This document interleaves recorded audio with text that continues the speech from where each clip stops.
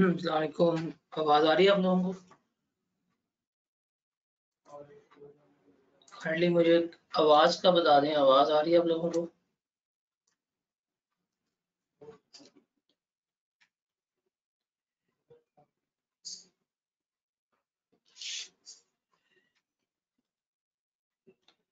चलें जी।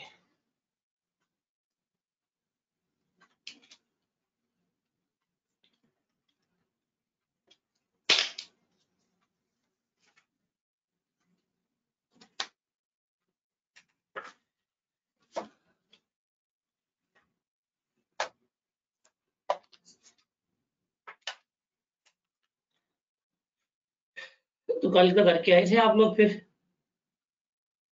जो कल हमने सारा डिस्कस किया था वो आप लोगों ने कर लिया था?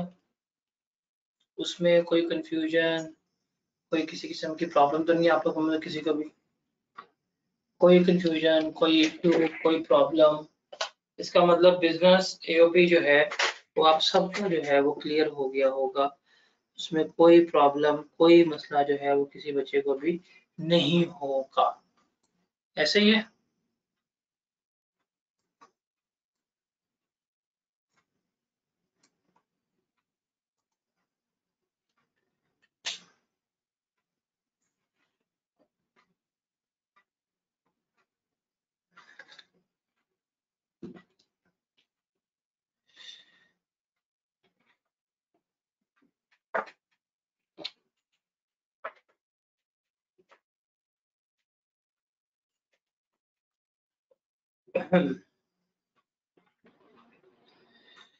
तो बिजनेस एओपी आप सबको वो भी क्लियर हो गया।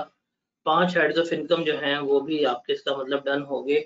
अब उन 5 हेड्स ऑफ इनकम में मेरे ख्याल से आपको कोई किसी किस्म की प्रॉब्लम, कोई किसी किस्म का इशू कुछ भी नहीं होना चाहिए। अब हम आज का जो हमारा टारगेट है बेसिकली हम उसको देखेंगे। हम देखेंगे कि जो इनकम टैक्स का सबसे मुश्किल एरिया है, जो बच्चे अक्सर छोड़ते हैं, याद नहीं होता, उसको हमने देखना है। That is about the return assessment and appeals. क्या देखना है हमने? रिटर्न असेसमेंट और अपील्स को देखना है। और जो मैं करवा रहा हूँ वही क्या करना है आपने, उसको यहाँ पे याद कर लेना है। आप लोगों के साथ सारी पीडीएफ फाइल्स जो हैं वो मैंने शेयर कर दी थी, और इतना ही 2-2 3-3 सफ़े हैं, आप इतना ही याद कर लें, आपके लिए मुश्किल नहीं होगा। आपके पास प्लेंटी ऑफ टाइम है कि आप इनको क्या कर सकते हैं, अच्छी तरह पढ़ भी सकते हैं, आप इनको अच्छी तरह याद भी कर सकते हैं। बिकॉज़ अब वो टाइम नहीं कि लॉजिक्स में जाऊँ। अगर आपने फुल सेशन में से पढ़ा होता, तो मैं आपको लॉजिकली डिटेल भी पढ़ा चुका हुआ हूँ कि रिटर्न्स किस तरह काम करती हैं, असेसमेंट किस तरह से काम करती हैं, अपील्स का क्या प्रोसीजर होता है। ये मैं नॉर्मल लेक्चर्स में बहुत डिटेल में आप लोगों को समझा चुका हूँ। अब हमें चाहिए शॉर्टकट, और शॉर्टकट भी वो जिससे हमारा पेपर जो है वो क्या हो रहा हो, पास हो रहा हो। तो अब हम क्या करेंगे, अब हम सिर्फ उसी शॉर्टकट के ऊपर जाएंगे और अपना पेपर जो है उसको पास करने की बात जो है वो कर रहे होंगे। तो आप सबके पास ये मैंने जो कल फाइल शेयर की थी, आप सबके पास फाइल्स हैं वो वाली? सबके पास वो फाइल्स आ गई हुई हैं?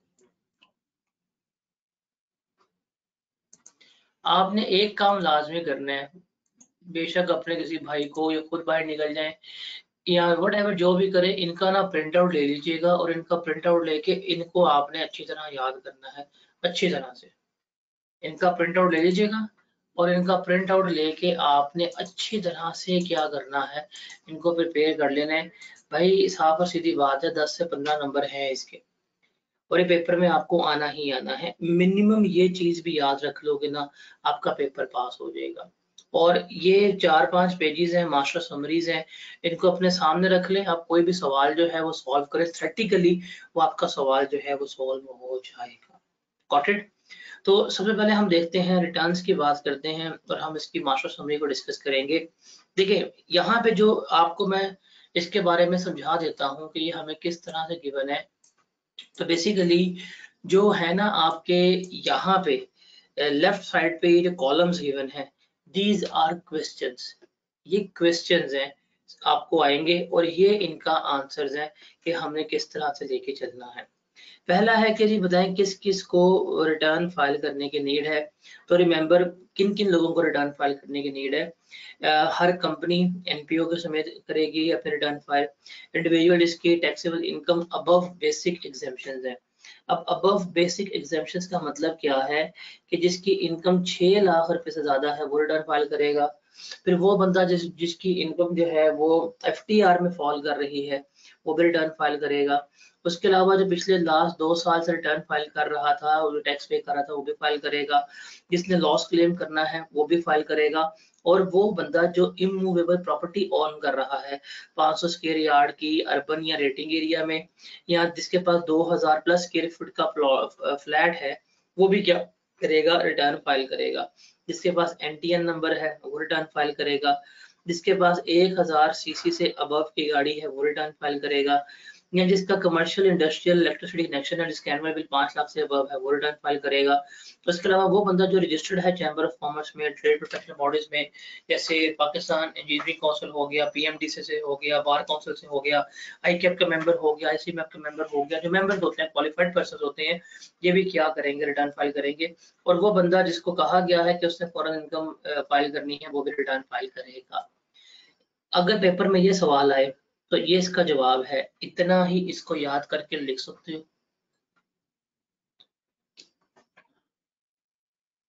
रिटर्न फाइल में क्या होता है, अब हमारे पास वो टाइम नहीं है। अब हमारे पास टाइम है कि हमने रिटर्न फाइल करनी है। रेगुलर लेक्चर में प्रॉपर रिटर्न फाइल करना सिखाता हूँ पोर्टल के साथ।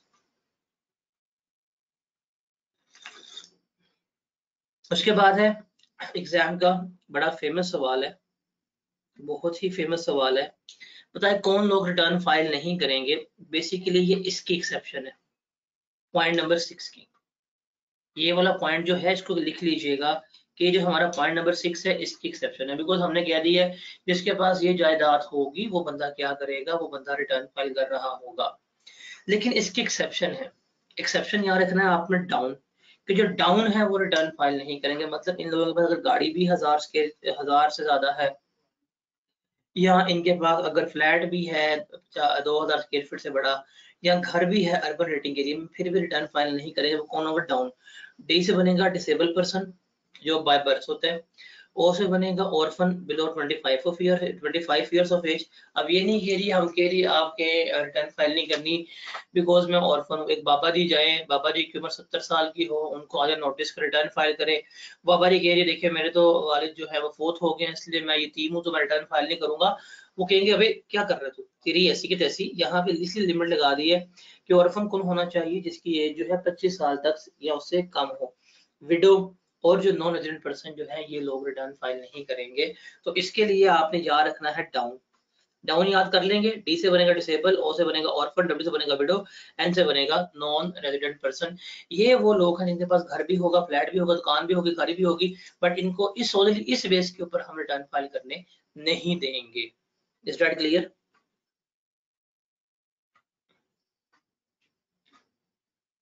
Is that clear?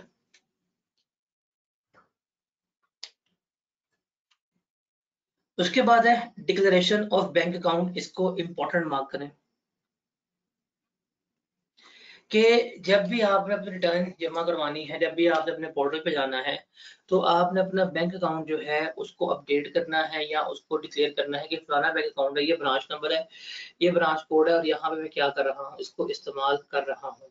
अगर आप नहीं बैंक अकाउंट डिक्लेयर करेंगे तो आपको उसका नुकसान बेयर करना पड़ेगा। नुकसान क्या होगा कि आपके जो बिजनेस एक्सपेंडिचर्स हैं वो क्या होंगे, आपके डिसअलाउ हो जाएंगे। Section number 21 income from business का वो आपको डिसअलाउ हो जाएंगे और पेनल्टी जो है वो क्या होगी, आपको इम्पोज हो जाएगी।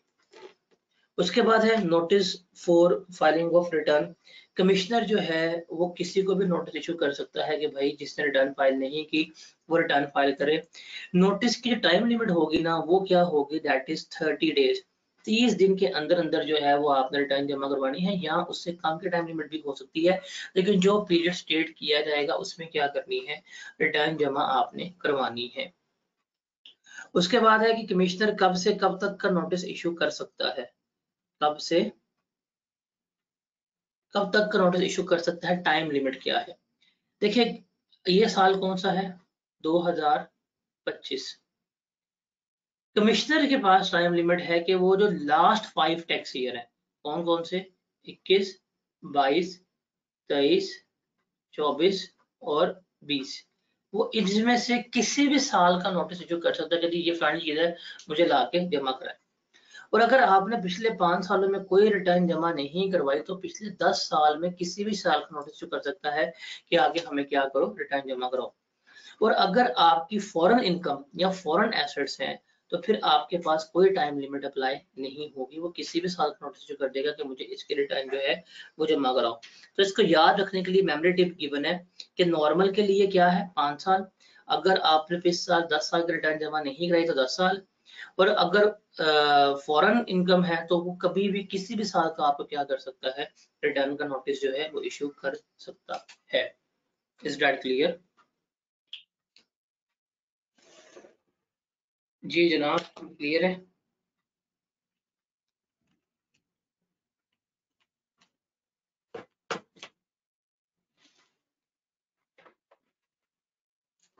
वैसे ही याद करने बैठेंगे आपको इतनी आसानी से याद नहीं होता। अब टाइम लिमिट मेरे ख्याल से आप इजीली अब इसको याद तो कर सकते हैं कि ये इसकी क्या है, टाइम लिमिट है।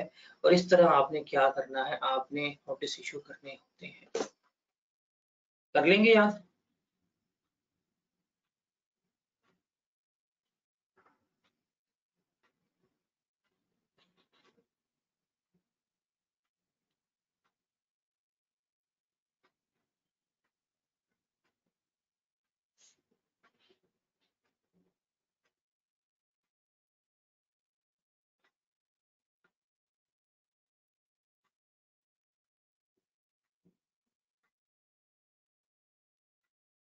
उसके बाद है power to enforce filing of return, के कमिश्नर के पास कौन सी पावर्स हैं जिसपे वो क्या कर सकता है, जिसपे वो आपसे रिटर्न्स जो है वो फाइल करवा सकता है।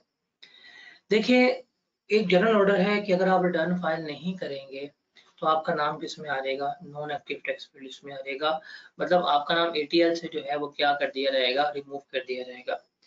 जब आपका नाम एक्टिव टैक्स पेयर लिस्ट से रिमूव कर दिया जाएगा तो फिर आपको पॉसिबल कंसिक्वेंसेस जो हैं ये देखने पड़ेंगे। क्या, एक तो आपकी मोबाइल सिम्स ब्लॉक हो जाती हैं, जैसे लास्ट ईयर मेरी सिम ब्लॉक थी, मैं भूल भी गया था, मैं थोड़ा सा बिजी था लास्ट ईयर, मैं रिटर्न जमा नहीं करवा पाया टाइम पे, मेरी सिम ब्लॉक हो गई।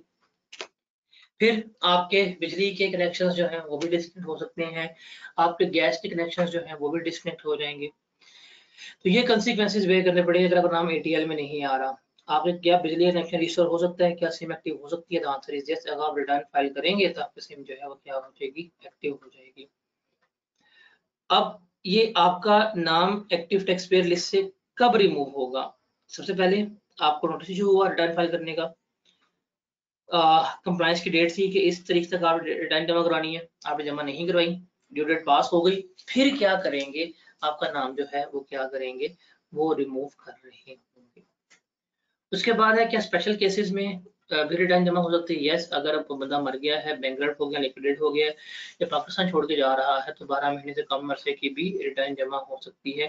अगर बिजनेस डिसकंटिन्यू हो रहा है तो डिसकंटिन्यूशन तक की भी रिटर्न जो है वो जमा हो रही होती है।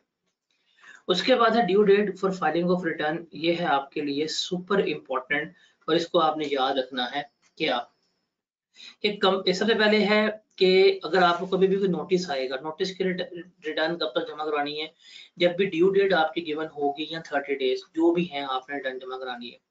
अगर आपका बिजनेस डिसकंटिन्यू हो गया है तो जो ड्यू डेट है उसमें क्या करेंगे, रिटर्न जमा करवाएंगे। और इसके अलावा कोई भी कंपनी, एओपी, इंडिविजुअल, वो जो है उसकी अगर ईयर एंड जो है वो 30 जून है, क्या है, ईयर एंड 30 जून है, तो इसकी ड्यू डेट क्या होगी उस साल का, 30 सितंबर तक क्या करनी है, इन्होंने रिटर्न जमा करानी है।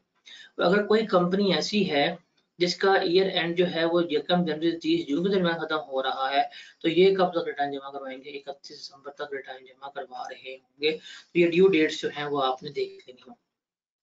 अब हमारे पास ड्यू डेट जो है फॉर एग्जांपल कह रहा हूँ वो है 30 सितंबर की, हमने 30 सितंबर तक रिटर्न जमा करवानी है। क्या हमें इसमें कोई एक्सटेंशन मिल सकती है, द आंसर इज यस। आप जाएं, कमिश्नर को अप्लाई करेंगे, कमिश्नर आपको 15 डेज तक की एक्सटेंशन देगा। कब? अगर आप पाकिस्तान से एब्सेंस हैं, कोई या कोई सिकनेस या मिस एडवेंचर हो गया, टांग टूट गई या कोई फौतगी वगैरह हो गई या कोई भी रीजनेबल कॉज है, आप बता दें, आपको 15 डेज की एक्सटेंशन मिल जाएगी रिटर्न जमा कराने की। लॉन्गर एक्सटेंशन भी मिल सकती है, लेकिन एक्सेप्शनल केसेस होते हैं। अगर आप एक्सटेंशन से वो इनकार करते हैं कमिश्नर, आप जाके चीफ कमिश्नर के पास लेके जाएंगे एप्लीकेशन, वो 15 डेज की या मोर की क्या कर सकता है, आपको एक्सटेंशन जो है वो दे सकता है। क्यों भाई, ये क्लियर है?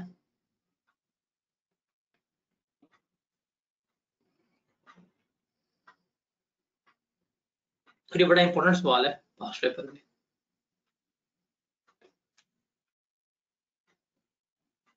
ये बड़ा ही इंपॉर्टेंट सवाल है।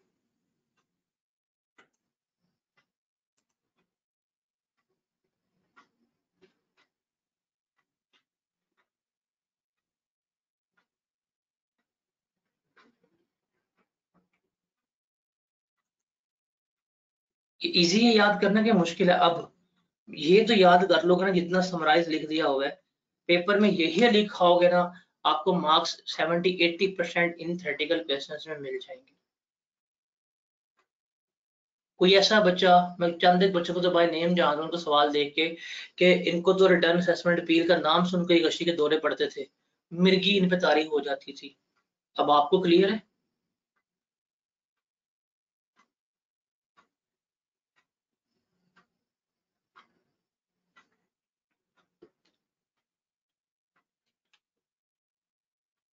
एक तो बच्चा ऐसा था जिसने कहा था, बच्चा नहीं फीमेल थी, जिसने अली हमजा कहा था कि जब जैसे ही मैं रिटर्न असेसमेंट के चैप्टर खोलती हूँ तो मेरे चक्कर आना शुरू हो जाते हैं, तो मैं पेपर में ना करूँ। वाह, ऐसे ऐसे बच्चे हैं। अच्छा जी, अगर आप ड्यू डेट पर रिटर्न फाइल नहीं करेंगे तो कंसिक्वेंसेस क्या है? एटीएल से नाम निकाल दिया रहेगा। लॉस जो है वो क्या हो जाएगा? कैरी फॉरवर्ड नहीं कर, आप क्लेम कर पाएंगे, रिफंड नहीं मिलेगा, डिलेड रिफंड नहीं मिलेगा। अगर वापस एटीएल में नाम आना है तो आपको डिफॉल्ट सरचार्ज पे करना पड़ेगा, प्लस रिटर्न जमा करानी पड़ेगी। इंडिविजुअल का डिफॉल्ट सरचार्ज 1000 रुपया है, यूपी का 10,000 रुपया है, कंपनी का जो है आपका 20,000 रुपया है। उसके बाद है, क्या आप अपनी रिटर्न को रिवाइज कर सकते हैं? द आंसर इज यस, हम अपनी रिटर्न को रिवाइज भी कर सकते हैं। कैसे? तो रिवाइज रिटर्न जमा करवाने की कंडीशन क्या है कि सबसे पहले हम रिवाइज अकाउंट जो है वो अटैच करेंगे, और ये ऑडिटेड अकाउंट्स होते हैं कंपनी केस में। हाँ, ये रिवाइज अकाउंट्स की कंडीशन वेव ऑफ भी हो सकती है अप टू कमिश्नर, और आप रीजन लिखेंगे हाँ आप रिवाइज क्यों कर रहे हैं, आप कमिश्नर की अप्रूवल लेंगे, फिर ही क्या की जाएगी, रिवाइज की जाएगी। हाँ, कमिश्नर की अप्रूवल रिक्वायर है, चीज याद रखनी है, एक्सेप्ट इन केसेस में। ये 3 नंबर का सवाल है, सिर्फ ये 3 पॉइंट्स है कि किन केसेस में कमिश्नर की अप्रूवल रिक्वायर नहीं है। और ये केसेस जो हैं ये सेम आप कहाँ पढ़ते हैं, आप सेल्स टैक्स में पढ़ते हैं। कब? अगर आप ओरिजिनल रिटर्न जमा करवाने के 60 दिन के अंदर अंदर रिवाइज रिटर्न कर रहे हैं, कमिश्नर की अप्रूवल की नीड नहीं है। आपने रिटर्न रिवाइज की, आपकी इनकम ओरिजिनल इनकम से ज्यादा हो गई है, आपका लॉस ओरिजिनल लॉस से कम हो गया है, तब भी कमिश्नर की अप्रूवल रिक्वायर नहीं है। या आपने कमिश्नर को एप्लीकेशन दी और उसने 60 दिनों में जो है रिस्पॉन्ड नहीं दिया, तब भी आप विदाउट द अप्रूवल क्या कर सकते हैं, आप रिटर्न रिवाइज कर सकते हैं। हाँ, अगर आप रिटर्न रिवाइज कर रहे हैं, आपकी इनकम पहले से कम हो रही है, या लॉस पहले ज्यादा हो रहा है, तो फिर आप रिटर्न रिवाइज नहीं कर पाएंगे जब तक कमिश्नर आपको अलाउ ना कर दे। अगर कमिश्नर ने जो आपको अप्रूवल दी है, फिर ही क्या होगी, वो आपकी जो है वो रिटर्न रिवाइज हो रही होगी। और आप रिटर्न रिवाइज इसलिए कर रहे हैं कि बिकॉज आप बोनाफाइड एक्ट कर रहे हैं, मतलब आप टैक्स के गवर्नमेंट के ट्रेजरी की नेक नीति के लिए काम कर रहे हैं, ताकि गवर्नमेंट के पास टैक्स ज्यादा से ज्यादा जमा हो चुका हो। इसमें ना, इस पूरे में ये कंडीशंस है, ये वाली, ये 3 वो कंडीशंस हैं जिसमें अप्रूवल रिक्वायर नहीं है। ये एक इंडिपेंडेंट सवाल भी आता है, ये भी सवाल है और ये भी सवाल है कि बताएं कब आप कमिश्नर की अप्रूवल के बगैर रिटर्न रिवाइज कर सकते हैं। तो कब? जब आप 60 दिन के अंदर अंदर रिटर्न रिवाइज करेंगे तब कर सकते हैं। आपकी रिवाइज इनकम ज्यादा हो जाए, रिवाइज लॉस कम हो जाए, तब कर सकते हैं। या कमिश्नर को आपने अप्लाई किया, उसने 60 दिन में रिस्पॉन्ड नहीं किया, तब भी आप क्या कर सकते हैं, रिवाइज कर सकते हैं। ये क्लियर है? बताएं।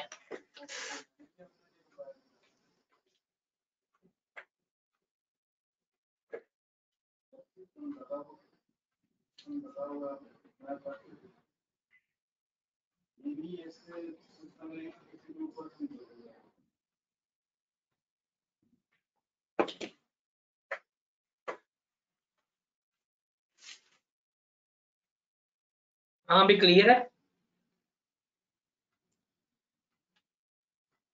उसके बाद है पेनल्टी। पेनल्टी का सीन क्या है कि अगर आप वॉलेंट्री रिवीजन कर रहे हैं, खुद रिवाइज कर रहे हैं, तो जितना टैक्स पहले कम था वो पे करें, डिफॉल्ट और चार्ज पे करें, कोई पेनल्टी नहीं पड़ेगी।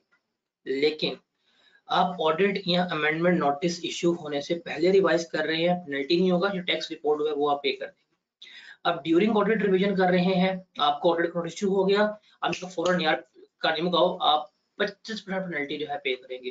लेकिन अगर आपको ऑडिट का नोटिस, शॉक का नोटिस इशू हो गया, तो अमेंडमेंट नोटिस इशू होने से पहले पहले अगर आप पे करेंगे तो 50% पेनल्टी पे करेंगे। तो ये बस सिंपल याद रखना, बिफोर 0%, ड्यूरिंग 25%, आफ्टर 50%, ये आपको पेनल्टी जो है वो पे करनी पड़ेगी।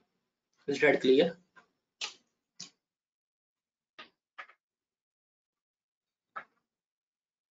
Is that clear? Clear to everyone? उसके बाद है वेल्थ स्टेटमेंट। वेल्थ स्टेटमेंट क्या होती है, इसके कंटेंट क्या होते हैं? आप लोगों को पीआरसी याद है? आप लोग पीआरसी करके आए थे, याद है आप लोगों को?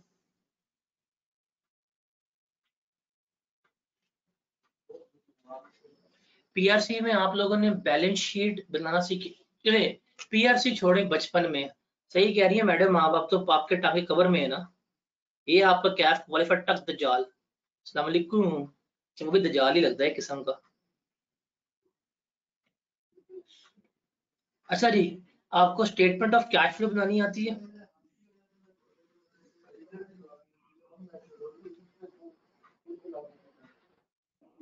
स्टेटमेंट ऑफ कैश फ्लो आती है बनानी सबको कि नहीं आती? बताएं बताएं बताएं। स्टेटमेंट ऑफ कैश फ्लो आती है? आती है। आपने देखा होगा स्टेटमेंट ऑफ कैश फ्लो में हम सारा जो कैश इनफ्लो है, जो आउटफ्लो है, उसको रिकॉर्ड करते हैं, ऐसा है कि नहीं? ऐसा है कि नहीं? सर ये जो वेल्थ स्टेटमेंट होती है, ये भी आपकी बैलेंस शीट ही है एक किस्म की, जिसमें हम क्या कर रहे होते हैं, जिसमें हम कैश बेस पे चीजें अपनी लिख रहे होते हैं। अब इसके कंटेंट्स क्या होते हैं?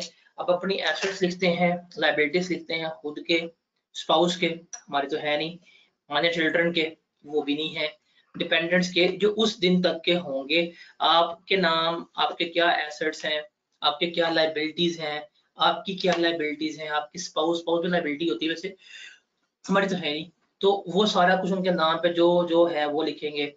जो आपने एसेट्स ट्रांसफर किए हैं विद कंसिडरेशन, किसी को गिफ्ट दे दिया चाचे मामे को, वो आप लिखेंगे। टोटल एक्सपेंडिचर्स किसके हुए हैं, आपके स्पाउस के, चिल्ड्रंस के, डिपेंडेंट्स के, वो सारे लिखेंगे। ये आपके पास क्या है, वेल्थ स्टेटमेंट आ जाएगी।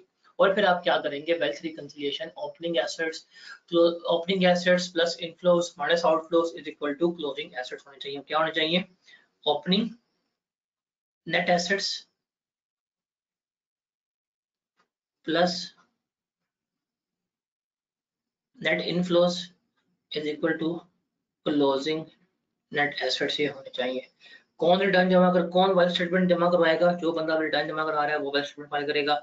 हर एओपी का मेंबर जो है वो भी क्या करेगा, वेल्थ स्टेटमेंट जमा करवाएगा। क्या हम वेल्थ स्टेटमेंट को रिवाइज कर सकते हैं? यस, आप वेल्थ स्टेटमेंट को before issue of amendment, notice of amendment क्या कर सकते हैं, रिवाइज कर सकते हैं विद रीजन, और आप रिकंसाइल भी कर सकते हैं। अगर आपकी रिवीजन बोनाफाइड है तो आपको कमिश्नर की अप्रूवल जो है वो रिक्वायर नहीं है। टाइम लिमिट क्या है? टाइम लिमिट है 5 साल की। फॉर एग्जांपल, अगर मैं 2025 की रिटर्न जमा कराता हूँ ना, तो अगर मैं 2025 की वेल्थ स्टेटमेंट रिवाइज करना चाहता हूँ, तो मेरे पास 2030 तक का टाइम है। 5 साल तक मैं वेल्थ स्टेटमेंट जो है वो क्या कर सकता हूँ, रिवाइज कर सकता हूँ। उसके बाद है फॉरेन इनकम या एसेट स्टेटमेंट। कौन जमा करवाएगा? Resident individual. कौन? जिसकी इनकम $10,000 ज्यादा हो, जिसके एसेट्स जो है $1,00,000 से ज्यादा हो, वो क्या करेगा, वो अब इसको जमा करवा रहा होगा। कॉन्टेंट्स क्या होंगे, इसमें क्या कर जमा कराएंगे कि टोटल फॉरेन एसेट्स कितने हैं, लायबिलिटीज कितनी है वो जमा कराएंगे, कितने आपने एसेट्स किए हैं, कितने आपके एक्सपेंसेस हैं, वो सारे क्या करेंगे, आप जमा करवा रहे होंगे। तो ये आपकी क्या आएगी, फॉरेन एसेट स्टेटमेंट आएगी। और वेल्थ स्टेटमेंट बनाते कैसे हैं, जिस तरह आप बैलेंस शीट बनाते हैं ना, सारे अपने एसेट लिखेंगे, मतलब ओपनिंग बैलेंसेस क्या है वो लिखेंगे, क्लोजिंग क्या है आप वो लिखेंगे, फिर आप बनाएंगे reconciliation, opening balances plus inflows minus outflows equal to closing balance जो है वो आप बनाएंगे। मैं इसके साथ आपका एक सवाल शेयर करूंगा जो डिस्क्रिप्शन में लगा होगा, वो देख लीजिएगा, आपका वेल्थ स्टेटमेंट जो है वो बनाना आ जाएगी। Got it?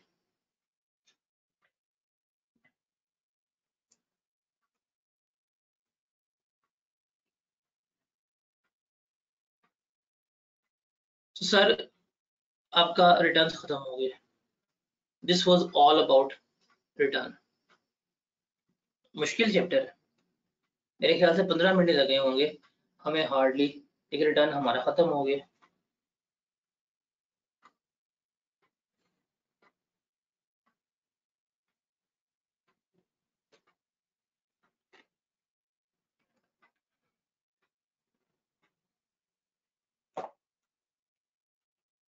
ये है वन पेजर। ये वन पेजर ना, अगर आप बिल्कुल मरे हुए हैं और आप लोग कहते हैं जी हमसे एफर्ट नहीं हो सकती, हमें कुछ स्पून फीडिंग करे, तो यार यही याद कर लेना, ये एक सफा है, ये सिर्फ रिटर्न का एक सफा है, सिर्फ रिवीजन के लिए। Who must file the return, सारे बंदों का नाम लिखे हुए हैं, कैसे याद करना है बता दिया। कौन रिटर्न फाइल नहीं करेगा, down, disable, orphan, window, non resident, down, down file. Business bank account कोई डिक्लेयर नहीं करेंगे। कमीशन नोटिस इशू करेगा, अगर नहीं जमा कराया तो रिटर्न जमा, आपका नाम एडिशनल निकल लेगा। टाइम पीरियड क्या है आपका, 30 डेज है। उसके बाद टाइम लिमिट क्या है रिटर्न नोटिस इशू करने का, 5 ईयर। अगर कोई रिटर्न लास्ट 5 साल जमा नहीं किया तो 10 ईयर। और फॉरेन इनकम पे कोई टाइम लिमिट जो है वो अप्लाई नहीं होती। इन्फोर्समेंट, अगर आप रिटर्न जमा नहीं कराएंगे, फिर सिम भी काट देगा, बिजली भी काट देगा, गैस भी काट देगा आपकी, तो फिर आप लोगों का भी काट देगा, मतलब जहना जीना पाकिस्तान में, तो ये चीज है। जैसे कटने कटाने की बात नहीं करते होते, 14 अगस्त हमारी आज। स्पेशल नोटिस इशू कर सकते हैं, यस। अगर आपका बिजनेस बंद हो रहा है या बंदा बैंकरप्ट हो गया या लिक्विडेट हो रहा है, तो फिर वो आपको लेस देन 1 ईयर की रिटर्न जो है वो क्या कर रहा होता है, वो शेयर कर रहा होता है। 15 डेज है आपके पास, 15 डेज में आप रिटर्न करानी, फिर आपको हम बाय बाय कर देंगे, टाटा। ड्यू डेट की एक्सटेंशन मिल सकती है, यस, 15 डेज तक की। कब मिलेगी, जब एब्सेंस हो, बीमार हो या कोई अदर केस है, तो आपको 15 डेज तक की क्या मिल सकती है, एक्सटेंशन मिल सकती है। लेट फाइलिंग के लिए आपको क्या करना पड़ेगा, एटीएल में आपको नाम निकाल दिया जाएगा। एटीएल में आने के लिए आपको क्या करना पड़ेगा, डिफॉल्ट का चार्ज पे करना पड़ेगा। इंडिविजुअल का 1000 रुपया है, एट पे 10,000 है, कंपनी का 20,000 है। रिवाइज रिटर्न के लिए आप ने रिवाइज अकाउंट अटैच करने हैं, कब अप्रूवल रिक्वायर नहीं है, जब आपकी इनकम जो है वो पहले से ज्यादा हो। तो पेनल्टी रिडक्शन के लिए 0% पेनल्टी है during before audit. During audit में जो है वो 25% है, आफ्टर ऑडिट जो है 50% पेनल्टी है। और ये वेल्थ स्टेटमेंट वगैरह आपकी आ रही होती है। ये एक सफा याद कर सकते हो, मेरे ख्याल से प्रोफेशनल एजुकेशन में कैफ्ट में बैठे सीए करने आए हो, ये एक सफा जो अभी बताया है ये तो एटलीस्ट कर लो, तो आपका रिटर्न्स जो है वो क्या हो जाएगा, खत्म हो जाएगा। क्यों भाई, कुछ हौसला हुआ कि जो हौसला था वो भी गया, बता दें, सुम्मुम बुक्कुम बन के बैठे हुए हैं।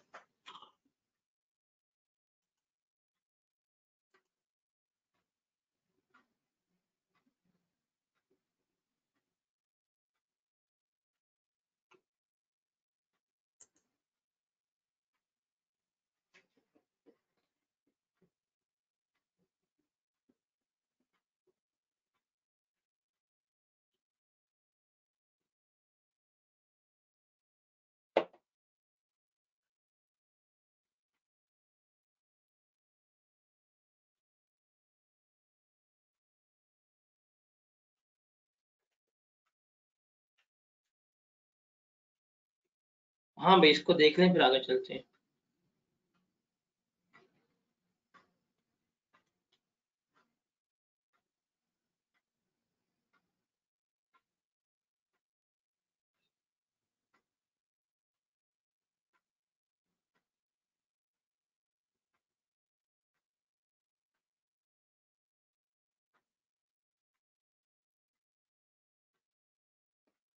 ये ग्रुप में मैंने शेयर नहीं करनी,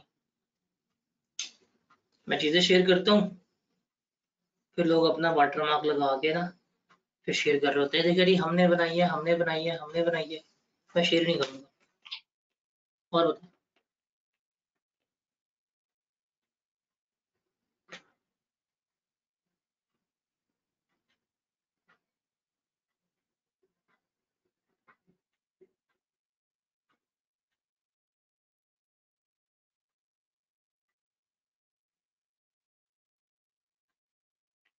इसे देख लें फिर मैं आगे चलूं।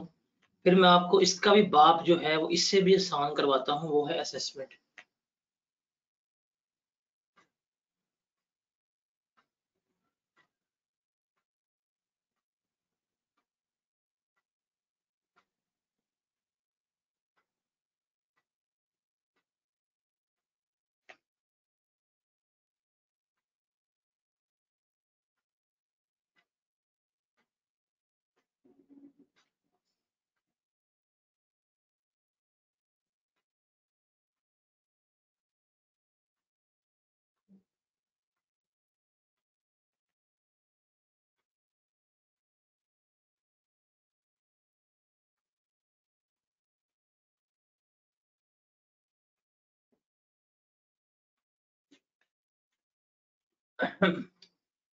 क्लियर।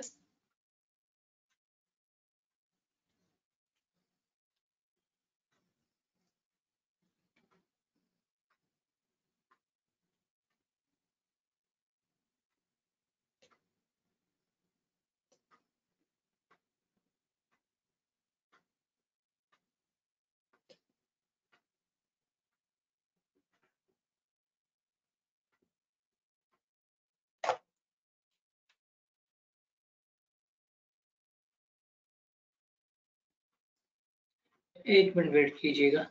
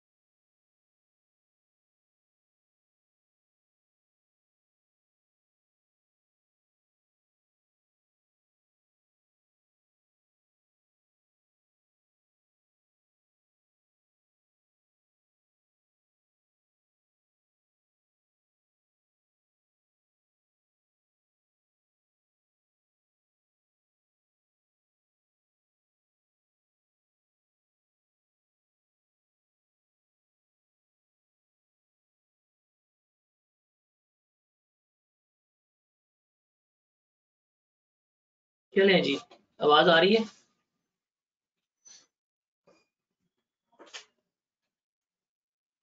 अब हम करते हैं असेसमेंट। असेसमेंट चलें, अभी हम असेसमेंट को शुरू भी नहीं करते। मैं आपको सिंपल से एक बात बताता हूँ। असेसमेंट जब पढ़ते हैं तो आंखों में आंसू निकलते हैं कि नहीं निकलते? कुछ समझ भी नहीं आती होगी कि असेसमेंट में क्या है क्या नहीं है, कौन कौन से रिकॉर्ड्स जो हैं वो मेंटेन करने हैं, ऐसा है कि नहीं? बताएं, असेसमेंट क्या आसान है कि असेसमेंट मुश्किल है?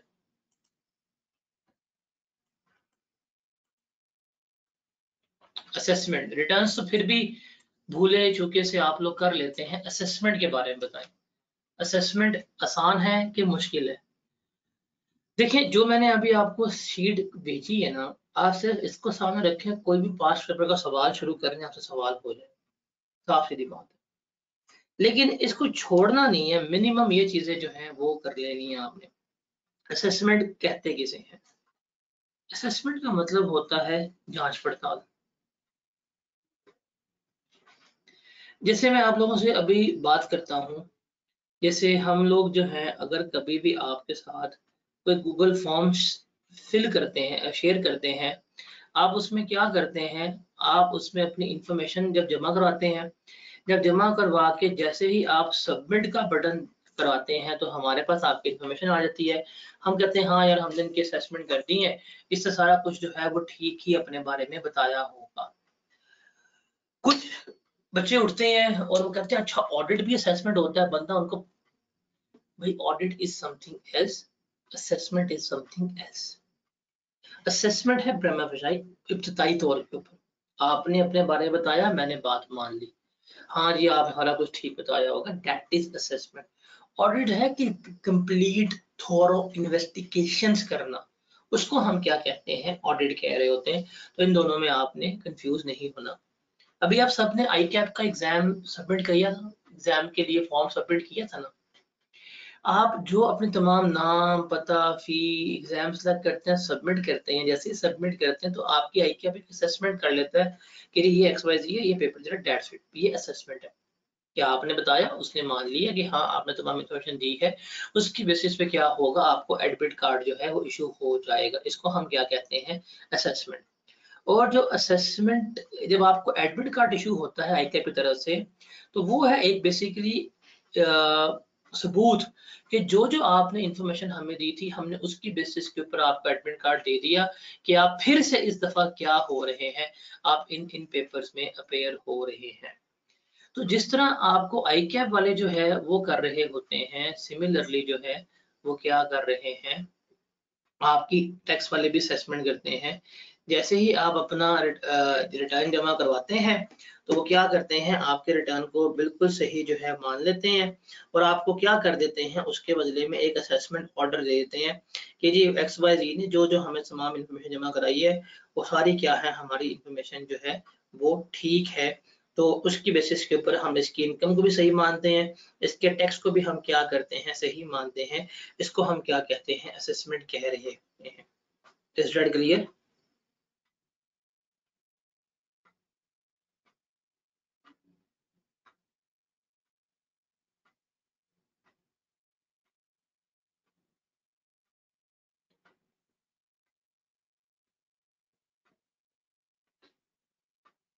Is that clear?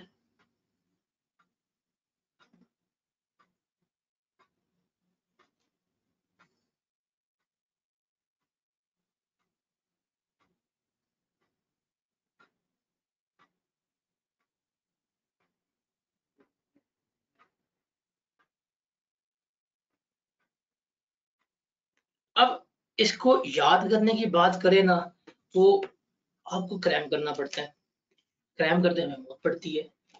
तो आसान तरीका है भाई, जो जो ये बातें लिखी हैं ना सिर्फ इनको देख लें। असेसमेंट में सबसे पहले आता है सेल्फ असेसमेंट कंसेप्ट, कि आपने रिटर्न जमा करवाई, जैसे ही आपने इंफॉर्मेशन अपनी सबमिट की, डिपार्टमेंट वालों ने आपके तमाम इंफॉर्मेशन को ठीक मान लिया, आपकी असेसमेंट जो है वो डन हो गई, हम कहते हैं जी आपकी असेसमेंट हो गई है। और अगर आपकी रिटर्न इनकम्प्लीट हो, कोई चीज मिसिंग हो, तो आपको आता है कि भाई इसको क्या करना है, आपने कंप्लीट करना है। अब पहला सवाल है कि आपकी रिटर्न कब कंप्लीट होती है? उसमें 7 पॉइंट्स जो हैं वो हमने देखने होते हैं। कौन कौन से? प्रिस्क्राइब फॉर्म में हो, ड्यूली साइन एंड सिग्नेचर हो, तमाम रिक्वायर्ड इंफॉर्मेशन जो रिकॉर्ड है सारा कुछ मेंशन हो, जो अकाउंट्स मेंटेन हैं वो साथ लगे हों, जितना टैक्स आपने पे करना है टैक्स का चालान साथ लगाएं, वेल्थ स्टेटमेंट और फॉरेन एसेट्स के कुछ स्टेटमेंट है जमा करवाएं। अगर ये सारा कुछ होगा तो हम क्या कहेंगे? इसको कंप्लीट रिटर्न जमा कहेंगे। अगर पेपर में आता है कि डिफाइन कंप्लीट रिटर्न, तो ये सिर्फ एक लाइन याद कर सकते हैं कि कंप्लीट रिटर्न का मतलब क्या है? ड्यूली फॉर्म होगी, सिग्नेचर होंगे, इन्फॉर्मेशन जमा होगी, अकाउंट अटैच होंगे, टैक्स पेड होगा, वेल्थ स्टेटमेंट भी साथ जमा हुई होगी। इसे हम क्या कहते हैं? कंप्लीट रिटर्न कह रहे होते हैं। Is that clear? उसके बाद है अगर आपके रिटर्न इनकम्प्लीट है और कोई भी चीज मिसिंग है तो कमिश्नर क्या करेगा? आपको नोटिस इशू करेगा रिटर्न कंप्लीट करने के लिए, और वो होगा with in 180 days from year and. From year and, अब यहाँ पे ईयर एंड कौन सा होता है? 30 जून। 30 जून के बाद वो क्या करेगा? 180 दिन में उसने क्या करना है? आपको नोटिस इशू करना है कि ये आपके रिटर्न जो है इनकम्प्लीट है, इसे क्या किया जाए? आपने कंप्लीट करना है। अगर आप कंप्लीट कर लो तो ठीक है, अगर आप कंप्लीट नहीं करेंगे तो हम क्या मानेंगे? उसको इनवैलिड रिटर्न मानेंगे। और इनवैलिड रिटर्न का मतलब होता है कि हम इसको ऐसे अज्यूम करेंगे कि कभी आपने रिटर्न जो है वो अपनी सबमिट की ही नहीं है, कभी भी आपका रिटर्न जो है वो जमा हुई ही नहीं है। डन हो गया? उसके बाद है सिस्टमैटिक एडजस्टमेंट्स, के जो सिस्टम है हमारा अभी अभी तक सेक्शन से अप्लाई हुआ नहीं है। सिस्टम जो हमारा सॉफ्टवेयर है वो खुद ही क्या करता है? तमाम करेक्शन कर लेगा। अरिथमेटिक रॉन्ग कैलकुलेशन जमा तकसीम किया हुआ है, कोई इनकरेक्ट क्लेम किया हुआ है, कोई अलाउंस टैक्स क्रेडिट जो डिसअलाउ था, या कोई भी डिसअलाउंसेस ऑफ कैरिफेबल लॉस थे, उसे क्या करेगा? ऑटोमेटिक करेक्शन की तरफ ले जाएगा। सिस्टम क्या करेगा? अगर सिस्टम को लग रहा है कि ये आपने गलती की है, वो आपको नोटिस इशू करेगा। नोटिस में आपने 30 दिन में रिस्पॉन्ड करना है कि जी जी ये ठीक है या नहीं। आप रिस्पॉन्ड नहीं करेंगे, सिस्टम खुद ही एडजस्ट कर लेगा। और अगर आपने कोई एडजस्टमेंट 6 महीने में ना की और सिस्टम ने नोटिस भी इशू ना किया, फिर जो आपने रिटर्न जमा कराई होगी उसको ही हम क्या करेंगे? वैलिड रिटर्न जो है वो मान रहे होंगे। तो अगर हम बात करें अरिथमेटिक एरर का मतलब क्या होता है कि रॉन्ग एरर्स, प्लस माइनस गलत किया है, इसको हम कहते हैं इन अरिथमेटिक एरर। और इनकरेक्ट क्लेम क्या होता है कि फॉर एग्जांपल एक आपका रेंट जो है वो प्रॉपर्टी में जाना था, आप अदर सोर्स में ले गए हैं, अदर सोर्स के एक्सपेंस को प्रॉपर्टी में कर लिया। जैसे आप इनकम प्रॉपर्टी पढ़ी है, इनकम फ्रॉम प्रॉपर्टी में क्या कभी भी हम डेप्रिसिएशन लेस करवाते हैं? नहीं करवाते। इनकम फ्रॉम अदर सोर्स में हम क्या करते हैं? डेप्रिसिएशन लेस करवाते हैं। अगर आपने प्रॉपर्टी में डेप्रिसिएशन लेस करवा दी तो इसका मतलब है आपने क्या किया है? इनकरेक्ट क्लेम जो है वो किया है, जिसको भी हम यहाँ पे कंसीडर नहीं कर रहे होते। ठीक है? और कमिश्नर के पास एक्स्ट्रा पावर भी होती है कि वो आपकी डीम्ड असेसमेंट भी कर सकता है और आपका ऑडिट भी करवा सकता है। तो ये सारी कहानी जो है वो असेसमेंट के बारे में है। आप इसको 2 से 3 दफा रीड अच्छी तरह कर लें, आपको ये याद हो जाएगा कि असेसमेंट क्या है और क्या कुछ नहीं है। हर एक पॉइंट को, हर एक कंसेप्ट को बुलेट्स में ब्रेक करके लिखा हुआ है। आई गेस ये तो इस लेवल पे पहुंच के तो आपको ये याद करना चाहिए। Is that clear? उसके बाद है ऑडिट। उसके बाद क्या आता है? ऑडिट। ऑडिट का मतलब है जांच पड़ताल, डीप एनालिसिस करना। ऑडिट कमिश्नर करेगा, और कमिश्नर जो है वो क्या कर सकता है? वो पिछले 6 साल के कोई भी documents, books, electronic data, machine, hard copy से सारा कुछ जो है वो क्या कर सकता है? आपसे डिमांड कर सकता है। मतलब वो पिछले 6 साल की इंफॉर्मेशन में से किसी भी इंफॉर्मेशन के बारे में आपकी एग्जामिनेशन जो है वो कंडक्ट करवा सकता है। ऑडिट का प्रोसेस क्या होगा कि वो आपके accounts, revenue, expenditure, asset, liability को एग्जामिन करेगा। वो आपसे फर्दर इंफॉर्मेशन जो है वो मांगेगा। वो टैक्स पेयर की एक्सप्लेनेशन जो है वो मांग सकता है, और उसके ऊपर वो तब्दीली भी कर सकता है। क्या कर सकता है? तब्दीली भी कर सकता है। वो आपका ऑडिट जो है इलेक्ट्रॉनिकली कर लेगा, मतलब जूम की मीटिंग के ऊपर आपका ऑडिट जो है वो कंडक्ट किया जा सकता है। और अगर आपने उसको डॉक्यूमेंट्स वगैरह प्रोवाइड ना किए तो वो रेशियोज की बेसिस के ऊपर क्या करवा सकता है? आपका ऑडिट करवा सकता है। आप लोगों ने FR1 में रेशियोज पढ़ा होगा, तो ऐसे ही टैक्स ने क्या किया हुआ है? सेक्टोरल बेंचमार्क रेशियो बनाई हुई है कि हर एक बिजनेस की, हर एक इदारे की ना बेंचमार्क रेशियो बनाई हुई है। उसकी बेसिस के ऊपर वो क्या कर सकते हैं? जैसे रेस्टोरेंट्स हैं, एक उसकी रेशो बनेंगे कि रेस्टोरेंट का इतने जीपी होता है, इतनी कॉस्ट ऑफ सेल होती है, इतने एक्सपेंसेस होते हैं, उसकी बेसिस पे क्या कर सकते हैं, आपके तमाम डाटा को वो कर सकते हैं। इवन ये जो डिपार्टमेंट वाले हैं वो थर्ड पार्टीज ऑडिट भी करवा सकते हैं, जैसे वो CA firms, cost and management firms जो हैं उनको हायर कर सकते हैं ऑडिट के लिए, और वो केस का स्कोप भी जो है यही तय कर रहे होंगे। तो ये स्कोप है, ये प्रोसेस है, और ये थर्ड पार्टी जो है वो इसमें इन्वॉल्व हो सकती है। टाइम लिमिट क्या है, क्या मल्टीपल ऑडिट हो सकते हैं? कमिश्नर जो है वो ऑडिट के लिए सिलेक्ट कर सकता है, बेशक उसने पहले भी क्यों ना ऑडिट किया हो, लेकिन एफबीआर की अप्रूवल रिक्वायर है कब? जब आपने पिछले 4 साल में बंदे का ऑडिट किया। फॉर एग्जांपल एक बंदे का ऑडिट आपने किया 2022 में, और आप 2025 में दोबारा उसको ऑडिट करना चाहते हैं, तो विद इन अगर 4 ईयर ऑडिट कर रहे हैं तो आप प्रायर अप्रूवल लेंगे एफबीआर की, फिर ही आप क्या करेंगे, उसका री ऑडिट कर सकेंगे, लेकिन बार बार ऑडिट जो है वो उसका हो सकता है। और इसके साथ ही क्या होगा, आप स्पेशल ऑडिट पैनल भी फॉर्म कर सकते हैं, जिसमें कौन कौन बंदा होगा। अभी पेपर में आया हुआ है कि स्पेशल ऑडिट पैनल की फॉर्मेशन में क्या है, कंपोजिशन में क्या है। तो ऑफिसर ऑफ इनलैंड रेवेन्यू का चेयरमैन होगा, चार्टर्ड अकाउंटेंट फर्म भी हो सकती है, कॉस्ट अकाउंटेंट फर्म भी हो सकती है, या अदर एक्सपर्ट्स वगैरह भी जो है वो क्या हो सकते हैं, वो स्पेशल ऑडिट पैनल के मेंबर्स जो हैं वो हो सकते हैं। ऑडिट वैलिड है अगर उसका जो नॉन चेयरमैन मेंबर है, मतलब अगर कोई चार्टर्ड अकाउंटेंट फर्म का मेंबर मेंशन है, एब्सेंट है, कोई कॉस्ट अकाउंटेंट फर्म का बंदा एब्सेंट है, कोई भी स्पेशलिस्ट एब्सेंट है, तो तब भी ऑडिट की क्वेरीज जो है वो कंडक्ट हो रही होती है। लेकिन अगर मेन चेयरमैन जो ऑफिस ऑफ इनलैंड रेवेन्यू ये एब्सेंट होगा, फिर उस वक्त जो कार्रवाई होगी वो वैलिड नहीं कंसिडर होगी, और कमिश्नर या एफबीआर ही क्या करेगा, केस टू केस जो है वो स्कोप डिटरमिन करेगा। और ये जो होंगे ना नॉन आपके इनलैंड रेवेन्यू मेंबर्स, ये फर्म्स वगैरह हो गई, जब ये ऑडिट पैनल में बैठेंगे तो ये कॉन्फिडेंशियलिटी के एग्रीमेंट साइन करेंगे। इसका मतलब होगा कि हम तमाम राजों को राज में रखेंगे, और हम कभी भी आपके जो राज हैं उनको डिस्क्लोज आउट नहीं करेंगे। वो ये कॉन्फिडेंशियलिटी एग्रीमेंट भी साइन कर रहे होंगे। सर ये ना इस चैप्टर का सबसे औखा टॉपिक है, डेट इज ऑडिट और स्पेशल ऑडिट पैनल। इसकी अंग्रेजी बंदा पढ़ने बैठता तो उसकी जुबान को लकवा हो जाता है, समझ ही नहीं आती। मैंने सिर्फ इसको ये चंद एक बातों में समराइज कर दिया है। आप इसको इतना कर सकते हो, आपका पेपर में अगर सवाल आ गया आपको पूरे मार्क्स जो है वो मिल जाएंगे। जी जनाब बताएं जी, क्लियर है?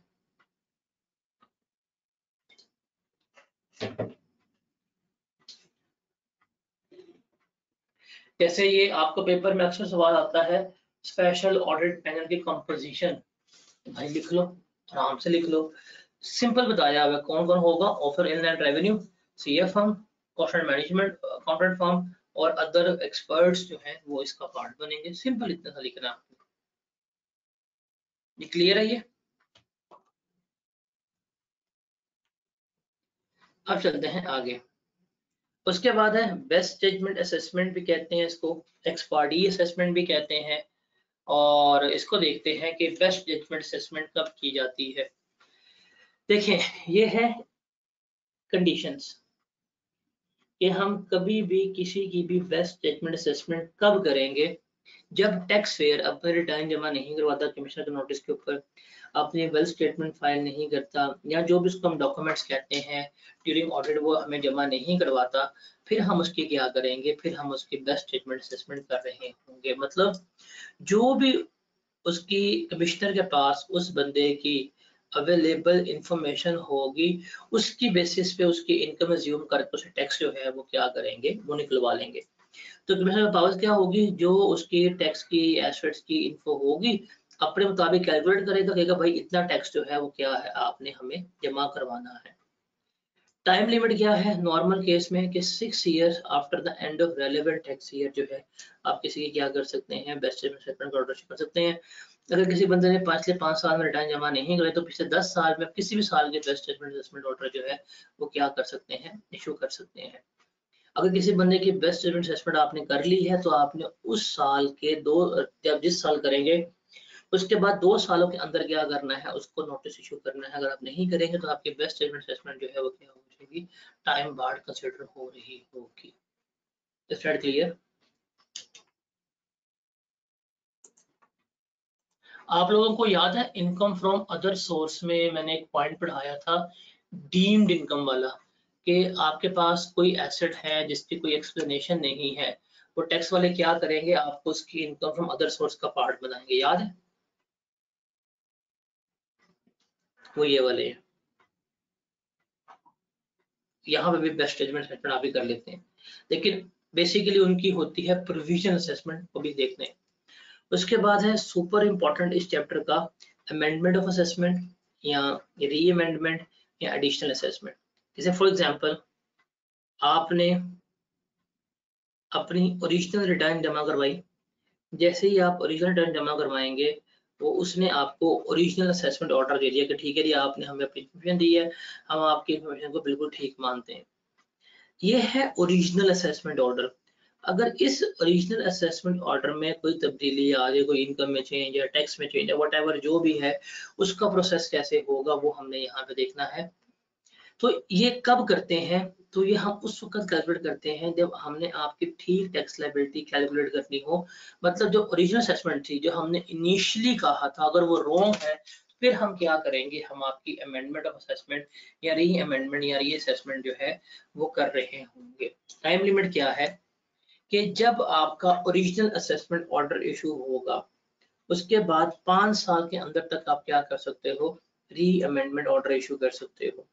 और अगर फर्दर अमेंडमेंट देखना है तो 5 years from the original assessment order या 1 year in the end of in the last assessment order made whichever is later, उसमें हम क्या कर सकते हैं, फर्दर असेसमेंट जो है वो कर सकते हैं। अब इसको जरा समझिएगा, मैं आपको इसके टाइमलाइन जो है वो ड्रॉ करके बताता हूँ। देखिए जी, इसको एक एग्जांपल समझ लो, पूरी जिंदगी में दुआएं दोगे, इवन जाके सीफैप में भी दुआएं दे रहे होगे। अगर मैं उस जमाने में सीफैप में पढ़ा रहा हुआ, या अगर मैं पढ़ा रहा हुआ, या अगर मैं पाकिस्तान में हुआ, माइट भी जब आप सीफैप में आए तो मैं किसी इलाका गैर में या किसी गैर मुल्क में बैठ के 14 अगस्त वहां बैठ के पाकिस्तान को मिस करते हुए मनाना चाहूँ। मेरी दिली ख्वाहिश है कि मैं कनाडा में बैठ के पाकिस्तान के यौम आज़ादी को वहां पे ना आंसुओं के साथ चाहता हूँ सेलिब्रेट करूँ, याद करते हुए, ऐ मेरे प्यारे वतन, वहां बैठ के सुन। एनीवेज, टैक्स ईयर है फॉर एग्जांपल 2025। टैक्स ईयर क्या है, 2025 है, इसको समझ लो, वन टाइम ही कराऊंगा, मैं रिपीट नहीं कर रहा। शुरू हुआ 1 जुलाई 2024 को, खत्म हुआ 30 जून 2025 को, ये है टैक्स ईयर। अब इस टैक्स ईयर की ना जो रिटर्न जमा होगी उसकी ड्यू डेट है 30 सितंबर 2025। इस डेट के ऊपर आपने क्या की है, इसकी रिटर्न सबमिट की। जैसे ही इसकी रिटर्न सबमिट हुई ना, इसी डेट के ऊपर आपको ओरिजिनल असेसमेंट ऑर्डर इशू कर दिया गया। टैक्स वालों ने कहा ठीक है भाईजान, आपने हमें अपनी रिटर्न जमा करवाई है, हम आपके रिटर्न को क्या करते हैं, ठीक मानते हैं। यहाँ तक सही है, यहाँ तक क्लियर है? अब देखो, यहाँ तक क्लियर है ना, यहाँ तक क्लियर है? अब हमने देखना है कि ये जो हमने ओरिजिनल असेसमेंट ऑर्डर यहाँ पे इशू किया, इसकी इनकम चेंज हो गई, टैक्स चेंज हो गया, कोई फटाफटा पड़ गया, अगर हम इसमें तब्दीली करना चाहते हैं तो हम कब कर सकते हैं? अब जरा ध्यान से देखें, ये वाला ईयर कब खत्म हो रहा है, ये वाला ईयर खत्म होगा यहाँ पे जाके, वो है 30 जून 2026। ये है ईयर। ये कौन सा ईयर एंड है? The year in which original assessment order is issue. अब आप लाइन पढ़ो ध्यान से, लाइन पढ़ो शाबाश। From the end of financial year in which original assessment order is issue, कि जिस साल ओरिजिनल असेसमेंट ऑर्डर इशू हुआ था वो था हमारा ये वाला साल। इस साल में हमारा ओरिजिनल असेसमेंट ऑर्डर इशू हुआ था, उस साल का एंड हो गया। अब इस साल के एंड के बाद विद इन 5 ईयर्स, कब से? विद इन 5 ईयर, मतलब tax year 2027, tax year 2028, tax year 2029, tax year 2030 और टैक्स ईयर 2031। 5 साल पूरे हो गए, मतलब टाइम है 30 जून 2031। अब वो क्या कहता है, आप इस ओरिजिनल असेसमेंट ऑर्डर में कब तब्दीली कर सकते हैं, with in 5 years from the end of financial year in which original assessment order is issue. देखो भाई, ये साल था, इसकी रिटर्न इस साल में जमा हुई है, जिस साल रिटर्न जमा हुई उसी साल हमारा ओरिजिनल असेसमेंट ऑर्डर इशू हुआ, ये ईयर एंड ये है। जिस साल ओरिजिनल असेसमेंट ऑर्डर इशू हुआ उसके बाद विद इन 5 year, 1 2 3 4 5, मतलब 30 जून 2031 तक अगर इस ओरिजिनल असेसमेंट ऑर्डर में कोई हमने तब्दीली करनी है तो हम क्या कर सकते हैं, तब्दीली कर सकते हैं। तो ये है टाइम लिमिट किसकी, ये टाइम लिमिट है हमारी अमेंडमेंट ऑफ असेसमेंट ऑर्डर की। समझ लगी?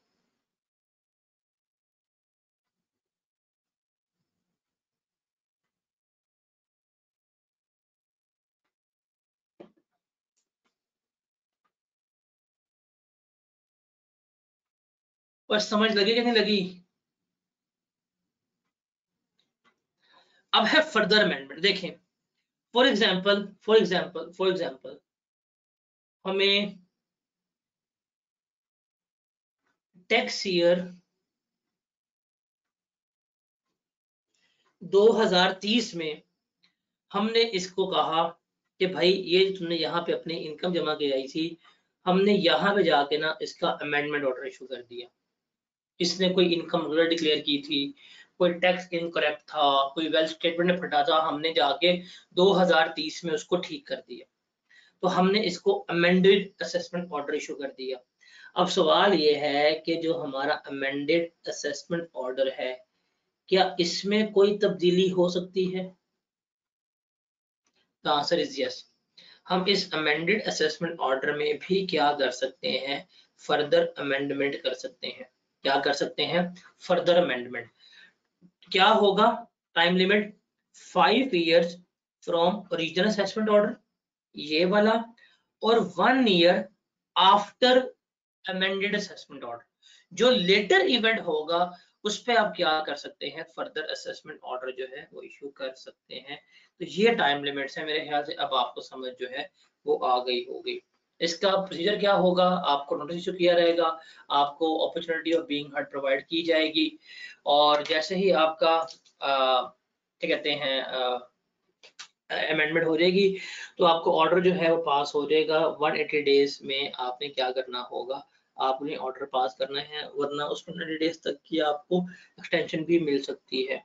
और जब अगर आपने कोई एडजॉर्नमेंट ली है, कोई स्टे लिया हुआ है, तो वो डेज कभी भी आपके बीच में काउंट नहीं हो गई। अगर आप एडीआरसी में चले गए हैं, वहां पे केस ले गए हैं, तो वो वाले दिन भी आपके काउंट नहीं होंगे।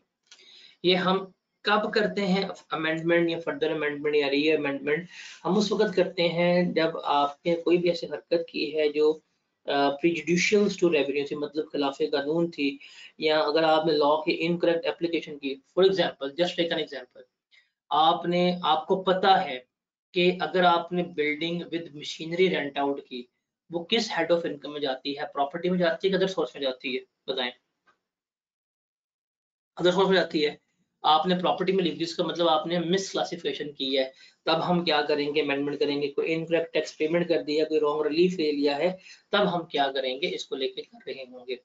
हमारे पास क्या होनी चाहिए, इसके लिए डेफिनेट इंफॉर्मेशन होनी चाहिए इनकरेक्ट क्लेम की, कंसीलमेंट्स की, जिसमें टैक्सेबल सेल्स, इनवॉइसेस, सर्विसेज या रिसीट्स या कुछ एसेट्स के सबूत होंगे, फिर ही हम क्या कर रहे होंगे, हम अमेंडमेंट असेसमेंट और फर्दर अमेंडमेंट जो है वो कर रहे होंगे। Is that clear?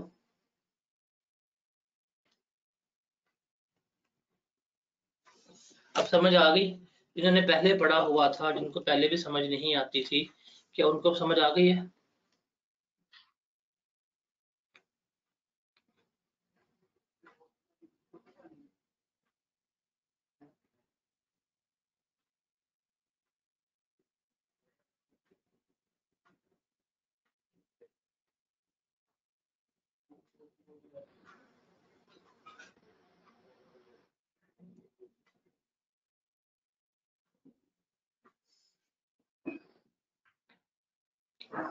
हाँ भाई, क्लियर है?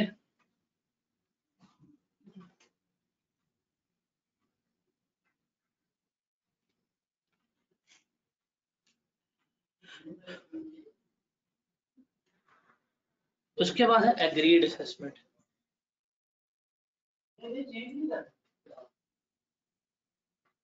एग्रीड असेसमेंट का मतलब है मुकम्मल करना। क्या करना? मुकम्मल करना। एक दफा से रीड कर लें, चलें आप इसे दफा रीड कर लें, फिर बिकॉज इसके साथ ही हमारी एग्रीड असेसमेंट रिलेट कर रही है, जल्दी रीड करें।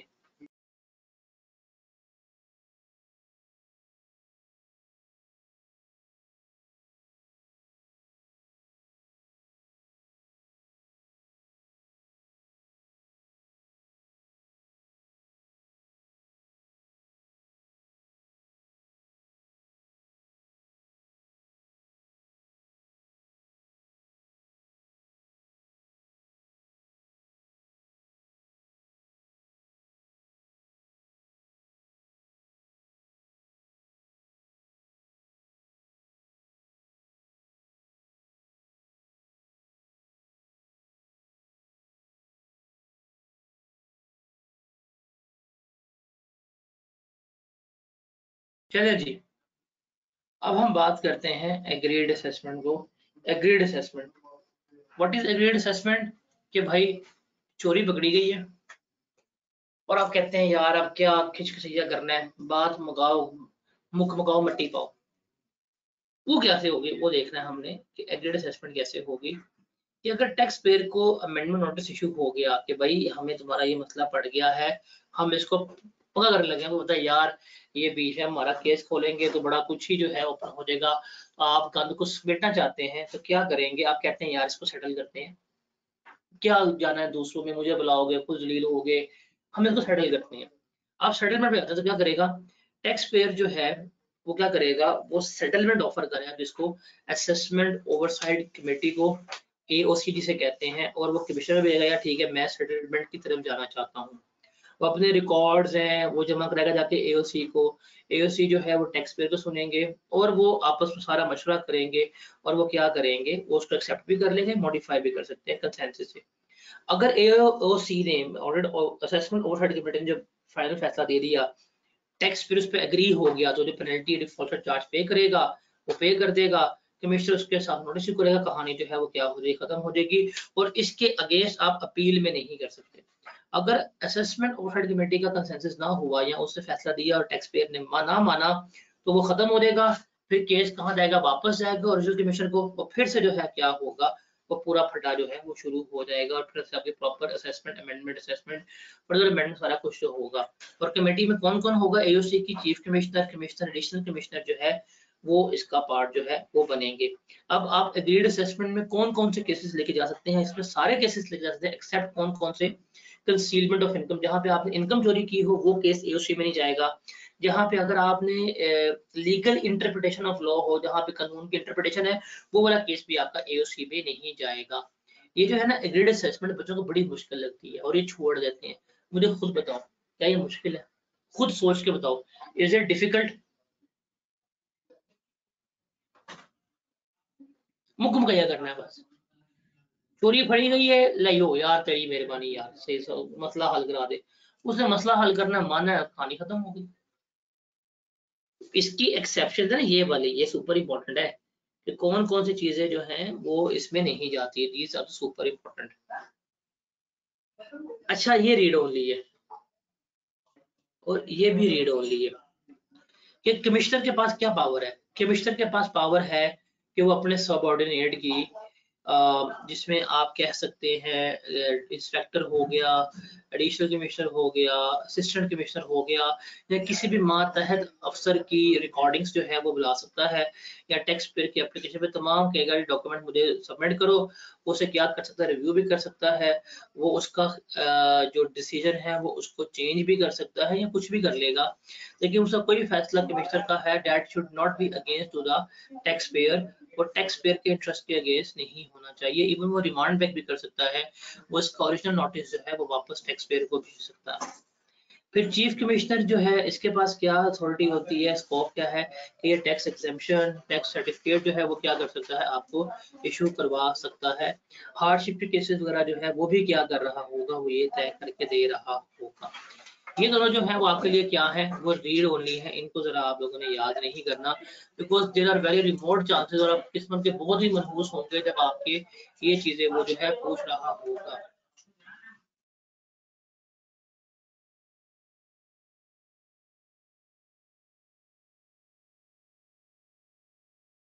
Got it? सर आवाज नहीं आ रही, भाई अपने कान साफ करें। मेरे ख्याल से आवाज सबको आ रही है। अगर आपका आवाज का मसला है, अब अपने गो टू वेबिनार की मीटिंग चेक किया करें, आपने वहां पे ऑडियो एक्सेस दी हुई है कि नहीं दी हुई। उसके बाद है provisional assessment. What is the meaning of provisional? वक्ती तौर के ऊपर, टेम्परेरी तौर के ऊपर। ये है वो वाला चोरी फड़ी गई जिसको हमने कहा था कि अनएक्सप्लेन्ड एसेट्स, अनएक्सप्लेन्ड इनकम, वो इसमें जो है फॉल करते हैं। प्रोविजनल असेसमेंट कब हम लगती है? जब कंसील्ड एसेट, कंसील्ड एसेट कहते हैं चोरी शुदा एसेट। फॉर एग्जांपल मैं घड़ी लेके आ जाता हूँ और मेरे पास एक घड़ी है, और वो मैंने पूछा भाई घड़ी कहाँ से आई है, मेरे पास घड़ी का सबूत नहीं है, खड़ा जाऊंगा, अंदर जाऊंगा। मेरे पास एक लैंड क्रूजर है, कहते हैं पैसे कहाँ से आए हैं, मेरे पास नहीं है सबूत, मैं नहीं बता सकता कि मैंने लैंड क्रूजर के पैसे कहाँ से लिए। या वो पूछते हैं कि भाई आपने लेक्सस कितने की ली है, LC 300, और मैं कहता हूँ जी मैंने 40 लाख रुपए की ली है, कहेंगे आ रहा शाबाश, आजा आजा आजा। कहाँ जाओगे, अडियाला जाना पसंद करोगे कि कोर्ट लख पे जाना पसंद करोगे? तो ये है concealed asset. What are concealed asset?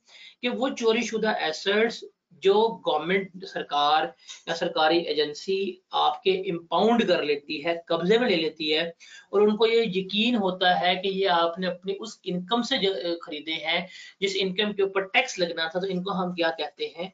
Concealed assets कहते हैं। यहाँ जो आपके अनडिक्लेयर ऑफशोर एसेट्स होते हैं, उनको भी हम क्या कहते हैं? उनको भी हम कंसील्ड एसेट्स जो है वो मान रहे होते हैं। डन हो गया।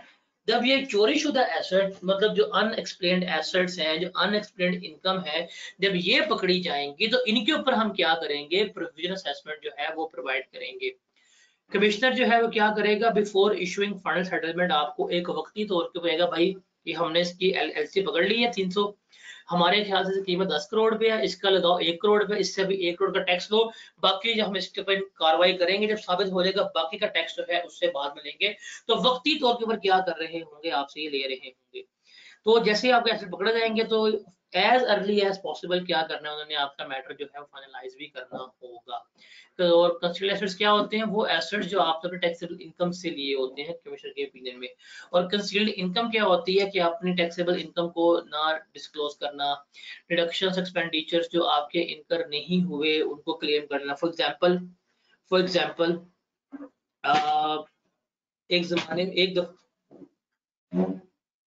एक दफा देयर वाज बिजनेस, तो उनको ये केस पड़ा था, और उनका असल में प्रॉब्लम ये थी कि उन्होंने अपने इनकम फ्रॉम बिजनेस में, आपको पता है ना 32,000 रुपए तक की सैलरी कैश में अलाउ होती है, पता है ना, हम लोगों ने पढ़ा हुआ है कि भूल गए हुए हो।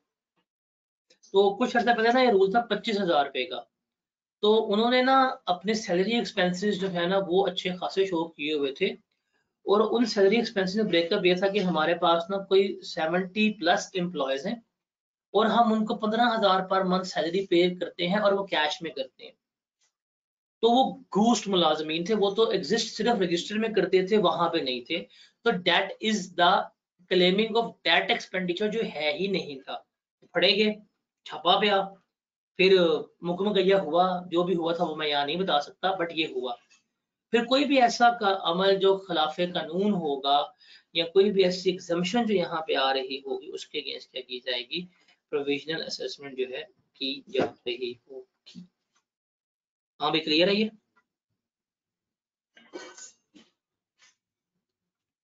प्रोविजनल असेसमेंट समझ आई?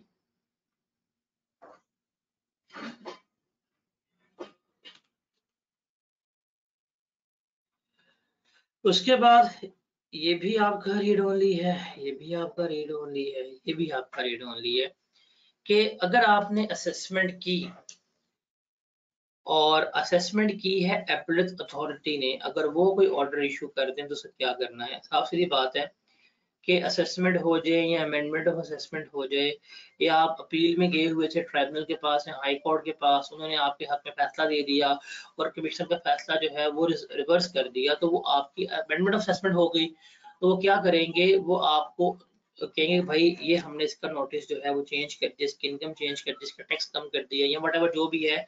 जैसे ही वो अपना ऑर्डर देंगे तो कमिश्नर ने क्या करना है, विद इन 2 ईयर्स उसने वो असेसमेंट ऑर्डर इशू करना है जिसमें अपील का ऑर्डर आया होगा। अगर डायरेक्ट रिलीफ दिया रहेगा तो कमिश्नर जो है वो क्या करेगा, वो 2 महीने के अंदर क्या करना होगा, उसने ऑर्डर जो है वो इशू करना होगा। फिर पावर ऑफ टैक्स अथॉरिटीज है कि अगर ट्राइब्यूनल है या हाई कोर्ट है, अगर वहां पे कोई क्वेश्चन ऑफ लॉ रेज हो जाए तो वो क्या करेंगे, अगर क्वेश्चन ऑफ लॉ रेज हो जाएगा तो ट्राइब्यूनल हो गया या हाई कोर्ट जो है वही क्या करेगा, केस टू केस डिसाइड करेगा कि हमने इस चीज को किस तरह से ट्रीट करना है। अगर किसी हायर कोर्ट ने कोई फैसला किया तो वो लोअर कोर्ट के फैसले को रिवर्स भी कर सकते हैं, और लोअर कोर्ट जो होगा फ्यूचर में वो हायर कोर्ट के तमाम प्रेसिडेंट्स जो है वो फॉलो करने के लिए पाबंद भी हो। ये चीजें आपने याद रखनी। फिर है एविडेंस ऑफ असेसमेंट, ये किसके पास होगा या क्या सबूत है कि हमारी असेसमेंट जो है वो हो गई है। तो एविडेंस असेसमेंट मतलब जो असेसमेंट होगी सर्टिफाइड कॉपी होगी कि वाकई एक, अब तो पोर्टल के ऊपर ईमेल आ जाती है, नोटिस आ जाता है, दैट इज द सबूत कि आपकी असेसमेंट जो है वो हो गई हुई है। असेसमेंट नोटिस को हम कभी भी मिस्टेक्स की वजह से अवॉइड नहीं कर सकते। फॉर एग्जांपल आपका नाम है वकील और आप वकील लिखते हैं WAKEEL से, और कमिश्नर ने आपको नोटिस जो किया उसने WAKEL लिख दिया। आप ये नहीं कह सकते इसने मिस्टेक की है तो हमारा असेसमेंट गलत हो जाएगा। इसकी बेसिस के ऊपर आपका असेसमेंट ऑर्डर कभी वाइड नहीं होता। असेसमेंट ऑर्डर वाइड या क्वैश तब होता है when it is the substance की मिस्टेक है या इफेक्ट की मिस्टेक है, when it is not in the conformity of the ordinance. तो खिलाफ कानून है फिर ही हमसे क्या करेंगे, वाइड मानेंगे, वाइड नहीं मान रहे होते हैं। तो इसके बाद नादरा। अब नादरा जो है उसके साथ क्या है, नादरा और एफबीआर का लिंक है। नादरा डाटा शेयरिंग आपका प्लेटफॉर्म है। नादरा को ये हमने कह दिया है कि वो तमाम रिकॉर्ड्स, तमाम इन्फो जो है वो क्या करेगा, एफबीआर के साथ शेयर करेगा ताकि एफबीआर अपना टैक्स बेस जो है उसे क्या करे, ब्रॉडन करे। नादरा के पास पावर है कि वो अपनी इनकम, एसेट, लायबिलिटीज, एक्सपेंस जो है वो सारे क्या करेगा, वो असेस कर सकता है। या कौन सी इनकम जो आपकी असेसमेंट से बच गई है, या कोई भी आपने इनकम अपनी लो जो है वो रेट पे रखी है, या कोई भी आपने एक्सेस से रिलीफ लिया है या दिया है, कोई भी इनकम डिक्लेयर की है, नादरा जो है इस इशू को आइडेंटिफाई कर सकता है। एफबीआर भी है, वो कोई इशू नादरा को रेलेवेंट फॉरवर्ड कर सकता है। इवन नादरा भी जो है वो क्या करेगा, एफबीआर के साथ जो है वो इंफॉर्मेशन शेयरिंग कर रहा होगा। फिर नादरा की पास जो इन्फॉर्मेशन होगी उसके बेसिस पे आपकी इंडिकेटिव इनकम कैलकुलेट कर लेगा कि हमारे ख्याल से इसकी ये इनकम है, ये इसकी लायबिलिटी है, using AI statistics regression models पे वो क्या करेगा, आप ही कर लेगा। और अगर नादरा आपकी कोई असेसमेंट वगैरह करेगा, नादरा के बेसिस पे जो होगा एफबीआर जो है वो क्या करेगा, आप नोटिस जो कर देगा कि भाई ये हमारे मुताबिक आपकी इनकम है, ये आपकी लायबिलिटी है, हमें इस पे क्या करना है, आपने टैक्स जो है वो पे करना होता है। नादरा आपने अच्छी तरह पढ़ना है। उसके बाद है रिकॉर्ड्स। रिकॉर्ड्स में याद रखिएगा कि हमने रिकॉर्ड्स मेंटेन कहाँ पे करने हैं। पहली बात है इनकम फ्रॉम बिजनेस के रिकॉर्ड आपने हमेशा बिजनेस प्लेस पे रिकॉर्ड करने हैं। अगर आपके मल्टीपल ब्रांचेस है तो हर ब्रांच का रिकॉर्ड ब्रांच में होने चाहिए। अदर सोर्स के रिकॉर्ड कहाँ पे मेंटेन करने हैं, जहाँ पे आप अपना कारोबार कर रहे हैं या जहाँ बैठे हुए हैं या आप रेजिडेंस है वहाँ पे आप इसको मेंटेन करेंगे। और टैक्स रिकॉर्ड्स जब आप रिटर्न जमा कराएंगे वहाँ पे आप क्लियरली मेंशन करेंगे कौन कौन से रिकॉर्ड आपने कहाँ कहाँ रखे हैं। रिकॉर्ड आपने मेंटेन करना कितने साल के लिए है, आपने रिकॉर्ड जो है वो 6 साल के लिए अपने पास क्या करने हैं, मेंटेन करने हैं फिजिकल फॉर्म में। और इन डिजिटल फॉर्म में तो आपने अपने पास हमेशा ही क्या करने होते हैं, आपने इनको रिटेन जो है वो करना होता है। और अब रिकॉर्ड हमें चाहिए कौन कौन से। अब यहाँ पे हर तरह की कैटेगरी है, कैटेगरी में मैंने कॉमन रिकॉर्ड लिखे हैं, इनको लाजमी पढ़िएगा, इसमें सवाल आ जाता होता है कि अगर आपके पास इनकम फ्रॉम बिजनेस है तो आपके income expenditure account, sale, purchase, assets, liabilities, इनका जो है सारा रिकॉर्ड होना चाहिए। अगर आप बिजनेस इनकम है 5 लाख से कम है और न्यू टैक्स पेयर है तो आपके इनवॉइसेस के ऊपर आपका address, NDN number, ID card number लिखा होना चाहिए। डेली समरीज होनी चाहिए अगर आपके 100 रुपए से कम के इनवॉइसेस हैं। डेली रिसीट्स, पेमेंट सारा कुछ होना चाहिए। आपकी अगर बिजनेस इनकम 5 लाख रुपए से ज्यादा है तो, और अगर आप होलसेल डिस्ट्रीब्यूटर डीलर्स वगैरह हैं तो इनवॉइसेस के रूल्स, इनवॉइसेस आपके पास होने चाहिए, कैश बुक अकाउंट मेंटेन होना चाहिए, वाउचर्स वगैरह होने चाहिए। अगर आप प्रोफेशनल हैं, डॉक्टर, लॉयर, वकील, अकाउंटेंट, इंजीनियर वगैरह, तो आपके पास इनवॉइसेस, रिसीट होने चाहिए, पेशेंट डायरी, पेशेंट रिसीट होनी चाहिए, अपॉइंटमेंट डायरी होनी चाहिए, डेली रिकॉर्ड, परचेजेस या एक्सपेंसेस के आपने इनवॉइस अपने पास रखनी है। अगर आप मैन्युफैक्चरर हैं, आपका टर्नओवर 2.5 से ज़्यादा है, तो इनवॉइस होनी चाहिए, duly numbered, cash book, bank book, sales book, purchase day book, ledger, stock register, सारा कुछ जो है वो आपके पास क्या होना चाहिए, मेंटेन होना चाहिए। अगर आपके पास सैलरी है, सैलरी सर्टिफिकेट, प्रॉपर्टी है, टेनेंसी एग्रीमेंट और रेंटल एग्रीमेंट आपके पास होने चाहिए। कैपिटल गेन्स है तो कॉस्ट ऑफ डिस्पोजल जो आपके रजिस्ट्री डीड होती है वो होनी चाहिए। अदर सोर्स में है तो डिविडेंड, वारंट, रॉयल्टी के एग्रीमेंट, प्रॉफिट ऑन डेट में बैंक सर्टिफिकेट आते हैं। लीज वाली इनकम में आपके एग्रीमेंट आपके पास होने चाहिए। एनुटी पेंशन में रिपेमेंट का प्रूफ आता है वो होना चाहिए। अगर आपको कोई प्राइज मनी वगैरह मिली है, टैक्स रिडक्शन सर्टिफिकेट मिलता है, वो सबूत आपके पास होना चाहिए। कोई लोन्स वगैरह आप लोगों ने लिए हैं तो बैंकिंग चैनल जो है वो सबूत होना चाहिए। और यहाँ कोई भी आपने एक्सपेंस क्लेम किया है उसके बारे में कोई भी आपके पास एविडेंस है तो वो आपके पास होना चाहिए। तो that is all about the assessment कि ये हमारी असेसमेंट इस तरह से हो रही होती है। Is that clear? असेसमेंट को भी ना आप लोगों ने, अब ये तो मैंने बता दी है, ये एक दफ़ा यहाँ से पढ़ें और यहाँ से पढ़ने के बाद ना अपने असेसमेंट को इसको सामने रख लें और ये सामने रखने के बाद आप कोई भी सवाल कर लें, आपकी असेसमेंट जो है वो हो जाएगी।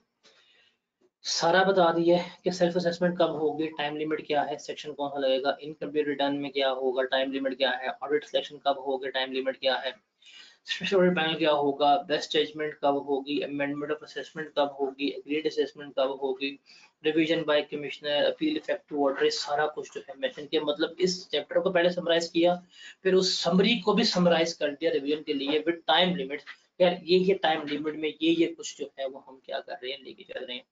और रिकॉर्ड अगर आपसे याद नहीं होते ना वो वाले, तो सिर्फ यही रिकॉर्ड याद कर लो कि कौन सा रिकॉर्ड है, कहाँ पे रखना है और उसमें क्या कुछ आना चाहिए। आपके पूरा असेसमेंट एंड रिकॉर्ड्स जो है वो भी हो जाता है। Is that clear to everyone?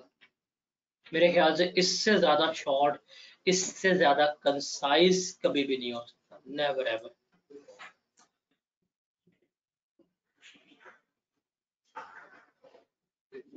आप इसे पीछे एक दफा देख लें पूरा असेसमेंट, और असेसमेंट को मजीद समराइज करके सिर्फ ये एक पेज का तवीज दे दी है। अगर आप इसको याद कर लेते हैं तो आपका असेसमेंट का कोई भी सवाल रखें, आपको टाइम लिमिट्स सारा कुछ जो है वो इससे आपका सॉल्व हो जाएगा।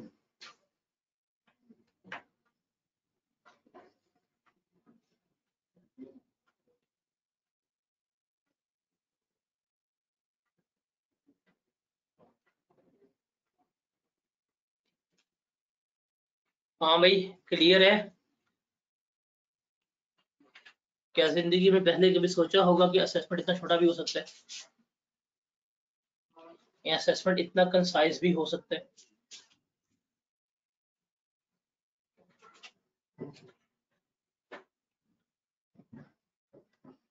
चले 5 मिनट का ब्रेक करते हैं, फिर हम अपील शुरू करते हैं, फिर हम अपील्स को भी वाइंड अप करते हैं।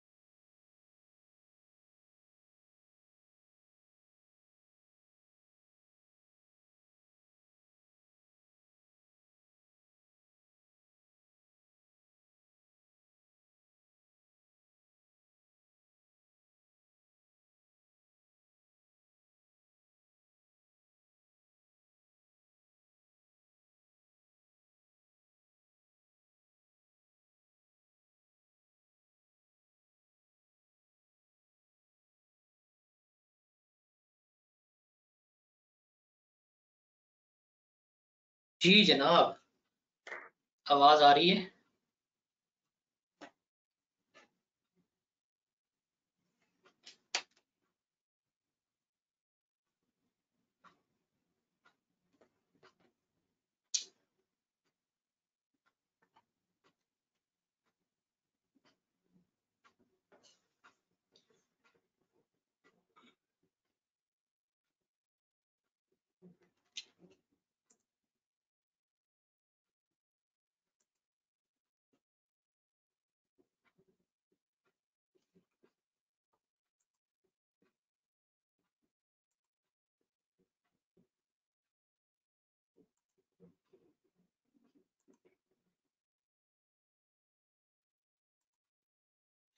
तो कैसे हैं आप लोग?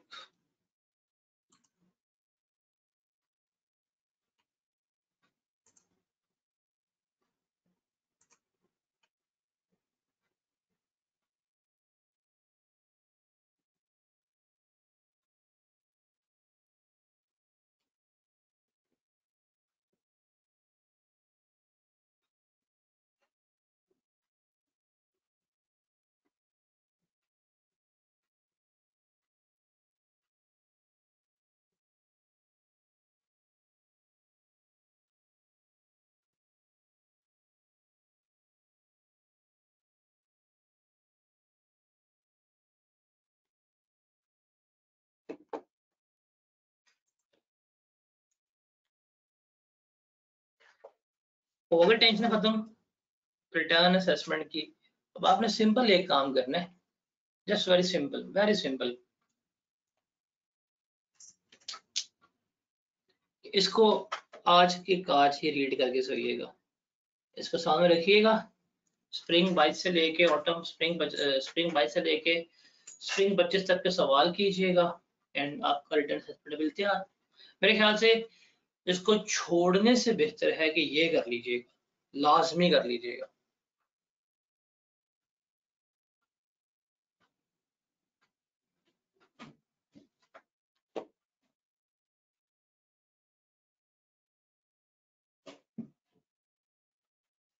क्यों भाई, आज हमारा डे 4 था ना?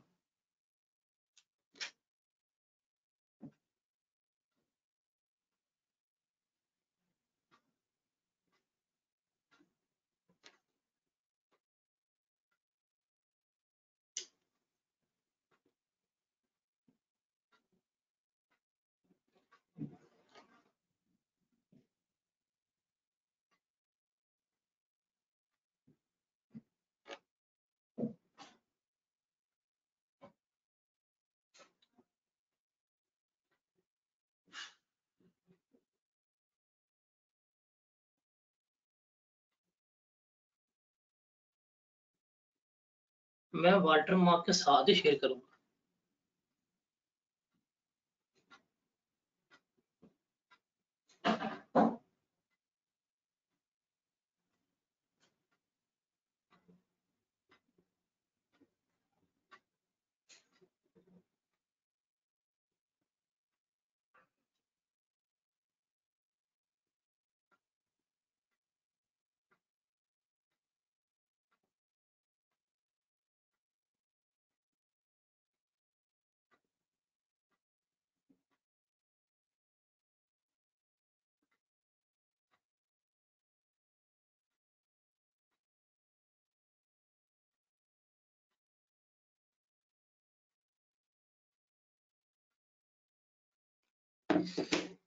तो अब मेरा सवाल है आप लोगों से कि your confidence on 10th of August, your confidence on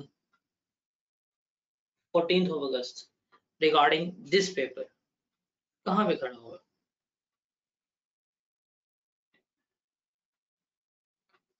आपको मुझे क्या बताऊं, ये जो हमने इन रिविजन्स में किए है ना, जिसको सिर्फ यही आ गया ना अच्छी तरह से, मतलब जो जो मैंने आपको पास्ट पेपर करवाए हैं, जो जो डिस्क्रिप्शन में पास्ट पेपर लिख के दिए हैं, आपका पेपर नहीं फेल हो सकता। कंफर्म होगा, पेपर कभी भी फेल नहीं हो सकता, कंफर्म बता रहा हूँ मैं आपको।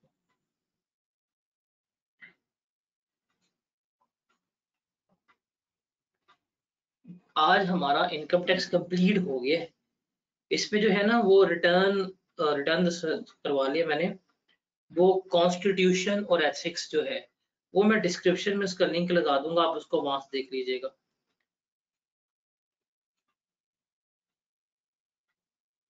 क्योंकि वो इतनी दफा मैंने करवा दिया हुआ है, इतनी दफा मैंने शेयर कर दिया हुआ है कि मुझे तो उस चैप्टर से ना उलझा होना शुरू हो गई हुई है, कॉन्स्टिट्यूशन एथिक्स में से।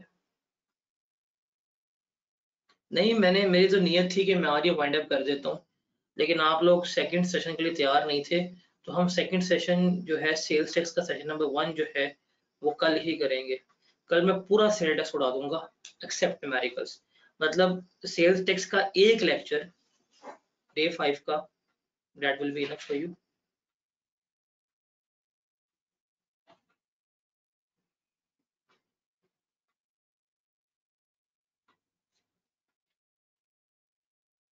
भाई हमने बिजनेस पूरा, एओपी पूरा, लॉसेस क्या हमने नहीं किया एक दिन में? और ये business normally it normally takes around 2 weeks, हमने एक दिन में किया। और आप मुझे कोई रूल प्रोविजन नहीं बता सकते जो मैंने ना करवाया हो।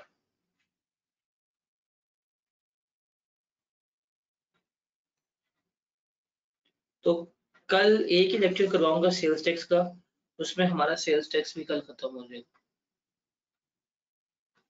मैंने आप लोगों को बता दिया हुआ है कि पास पेपर्स जो है वो कौन से करने हैं, और सिंपल छोड़ दें यार इतने पास पेपर ये और वो। बेंचमार्क रूल है, स्प्रिंग 22 से लेके स्प्रिंग 25 तक के सारे सवाल कर जो, इससे पहले वाला कोई सवाल करने की नीड नहीं है आपको। और जिन्होंने 6 दिन की रिवीजन में 7-7 चीजें की होंगी वो जो है वो करेंगे। तो कल हमारी क्लास, आज जो जुम्मा है, तो कल हम थोड़ा सा अर्ली शुरू करेंगे 11, कल 11 बजे शुरू करेंगे और 1:30 बजे तक मैंने वाइंड अप कर देनी है। तो यू कैन से डैट 11 से 12, 12 से 1, 1:30, कल 2.5 घंटे के सेशन में मैंने पूरा सिलेबस खत्म करना है।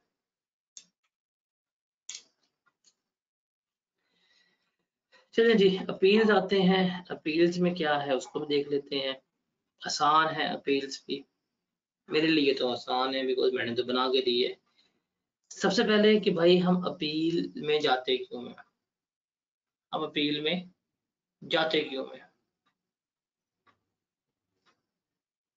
अपील यहाँ पे ना एक टैक्स पेयर है और एक डिपार्टमेंट है। अगर डिपार्टमेंट टैक्स पेयर के खिलाफ कोई फैसला दे दे, इससे मुतमईन ना हो, तो ये क्या कर सकता है, उससे खिलाफ अपील कर सकता है।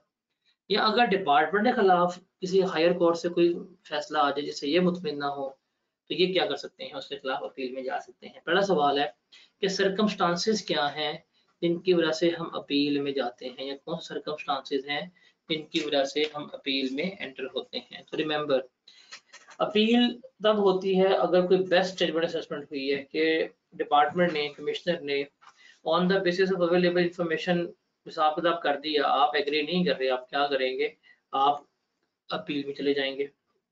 अमेंडमेंट असेसमेंट हो गया, या पर्सनल लाइबिलिटी ऑर्डर जो है वो इशू हो गया कि आपके पर्सनल लाइबिलिटी ठहराया जा रहा है, तब हो जाएंगे। अगर आप पे किसी रिप्रेजेंटेटिव को ट्रीट नहीं करते, नॉन रेजिडेंट के रिप्रेजेंटेटिव को ट्रीट नहीं कर रहे, मिस्टेक को रेक्टिफाई नहीं करते, या आपकी असेसमेंट बढ़ा देते हैं, रिफंड कम कर देते हैं, लाइबिलिटी इंक्रीज कर देते हैं, तो ये वो मुख्तलिफ वजूहात हैं जिनके ऊपर ये क्या कर सकते हैं, आप अपील में जा सकते हैं। अपील में जाने का ना एक असूल जो है वो आपने याद रखना है, क्या कि आप असेसमेंट ऑर्डर के खिलाफ जब भी अपील में जाएंगे, जब आपका जो टैक्स ड्यू है आप पे कर दें। मतलब आपको कहा गया था कि यदि आपने टैक्स पे करना है, आप टैक्स पे करें और आप क्या करें, उनके खिलाफ अदालत में या जो भी हायर फोरम होगा उसके खिलाफ अपील पे चले जाएं। सारा टैक्स पे नहीं करना होता, नॉर्मली हम क्या करते हैं, हम 10% ऑफ डिमांड पे करते हैं, मतलब जो हमसे टैक्स डिमांड किया जाता है हम उसका 10% पे करते हैं, और हम फिर क्या ले लेते हैं, स्टे ले लेते हैं। और हम स्टे लेके कहाँ चले जाते हैं, अपील में चले जाते हैं। और जब अपील का फैसला आता है फिर हम क्या करते हैं, टैक्स को लेकर चल रहे होते हैं।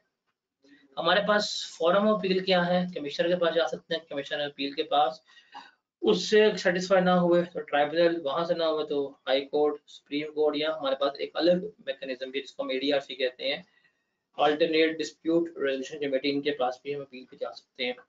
हम अपील पे जाएंगे तो अपील के फैसले कौन कौन से आ सकते हैं, दैट इज कंफर्म, कि आपकी एडिशन जो है वो क्या हो गई है, कंफर्म हो गई है।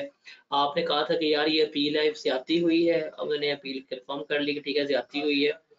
रिड्यूस हो सकती है, टैक्स लायबिलिटी जो है कम हो सकती है, एनहेंस हो सकती है, लेकिन इन्हेंसमेंट में हमेशा आपको opportunity of being heard provide की जाएगी, अनल भी हो सकती है, असेसमेंट कैंसिल हो सकती है, कब अगर किसी रॉन्ग ने नोटिस जो कर दिया, नोटिस प्रॉपर्ली सर्व ना हुआ, रॉन्ग पर्सन को असेस कर दिया, रॉन्ग टैक्स पेयर हुआ, कैपिटल रिसीट को जो एग्जाम थी उसको टैक्स कर दिया, या टाइम बार्ड असेसमेंट हुई है, तब वो अनलमेंट भी हो सकती है।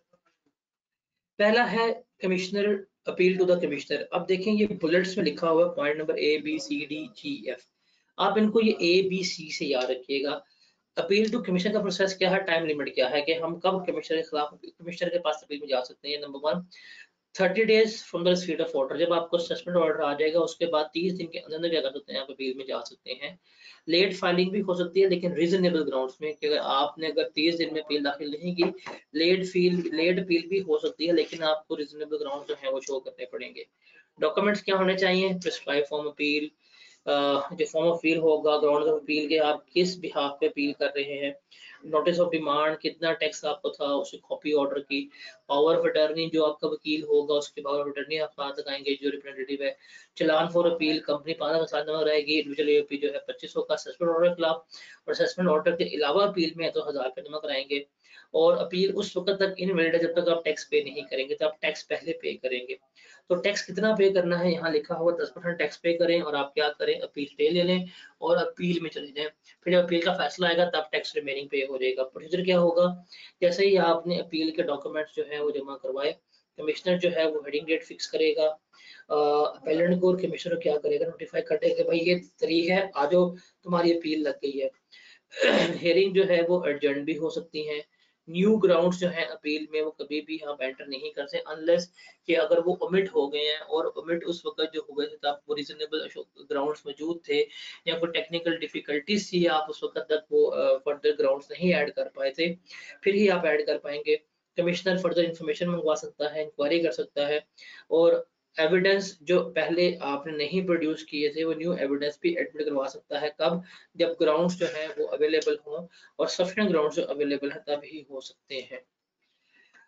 आप 10% टैक्स पे करेंगे, और 30 डेज का आप क्या करेंगे, आप उसके स्टे ले लेंगे जब आपके केस जो है चला जाएगा अपील में। फर्दर जो है 30 डेज का क्या कर सकते हैं, आप अपील ले सकते हैं। टाइमलाइन क्या है डिसीजन का, कि कमिश्नर ने 120 दिन के अंदर क्या करना है, अपील का फैसला जो है करना होता है। अगर 120 दिन में नहीं होगा तो 60 डेज की एक्सटेंशन जो है वो भी मिल सकती है, और जब जब आपकी हियरिंग एडजर्न होगी, पोस्टपोन होगी, वो डेज इसमें काउंट नहीं होंगे। That is the appeal to a commissioner. आसान है कि मुश्किल है?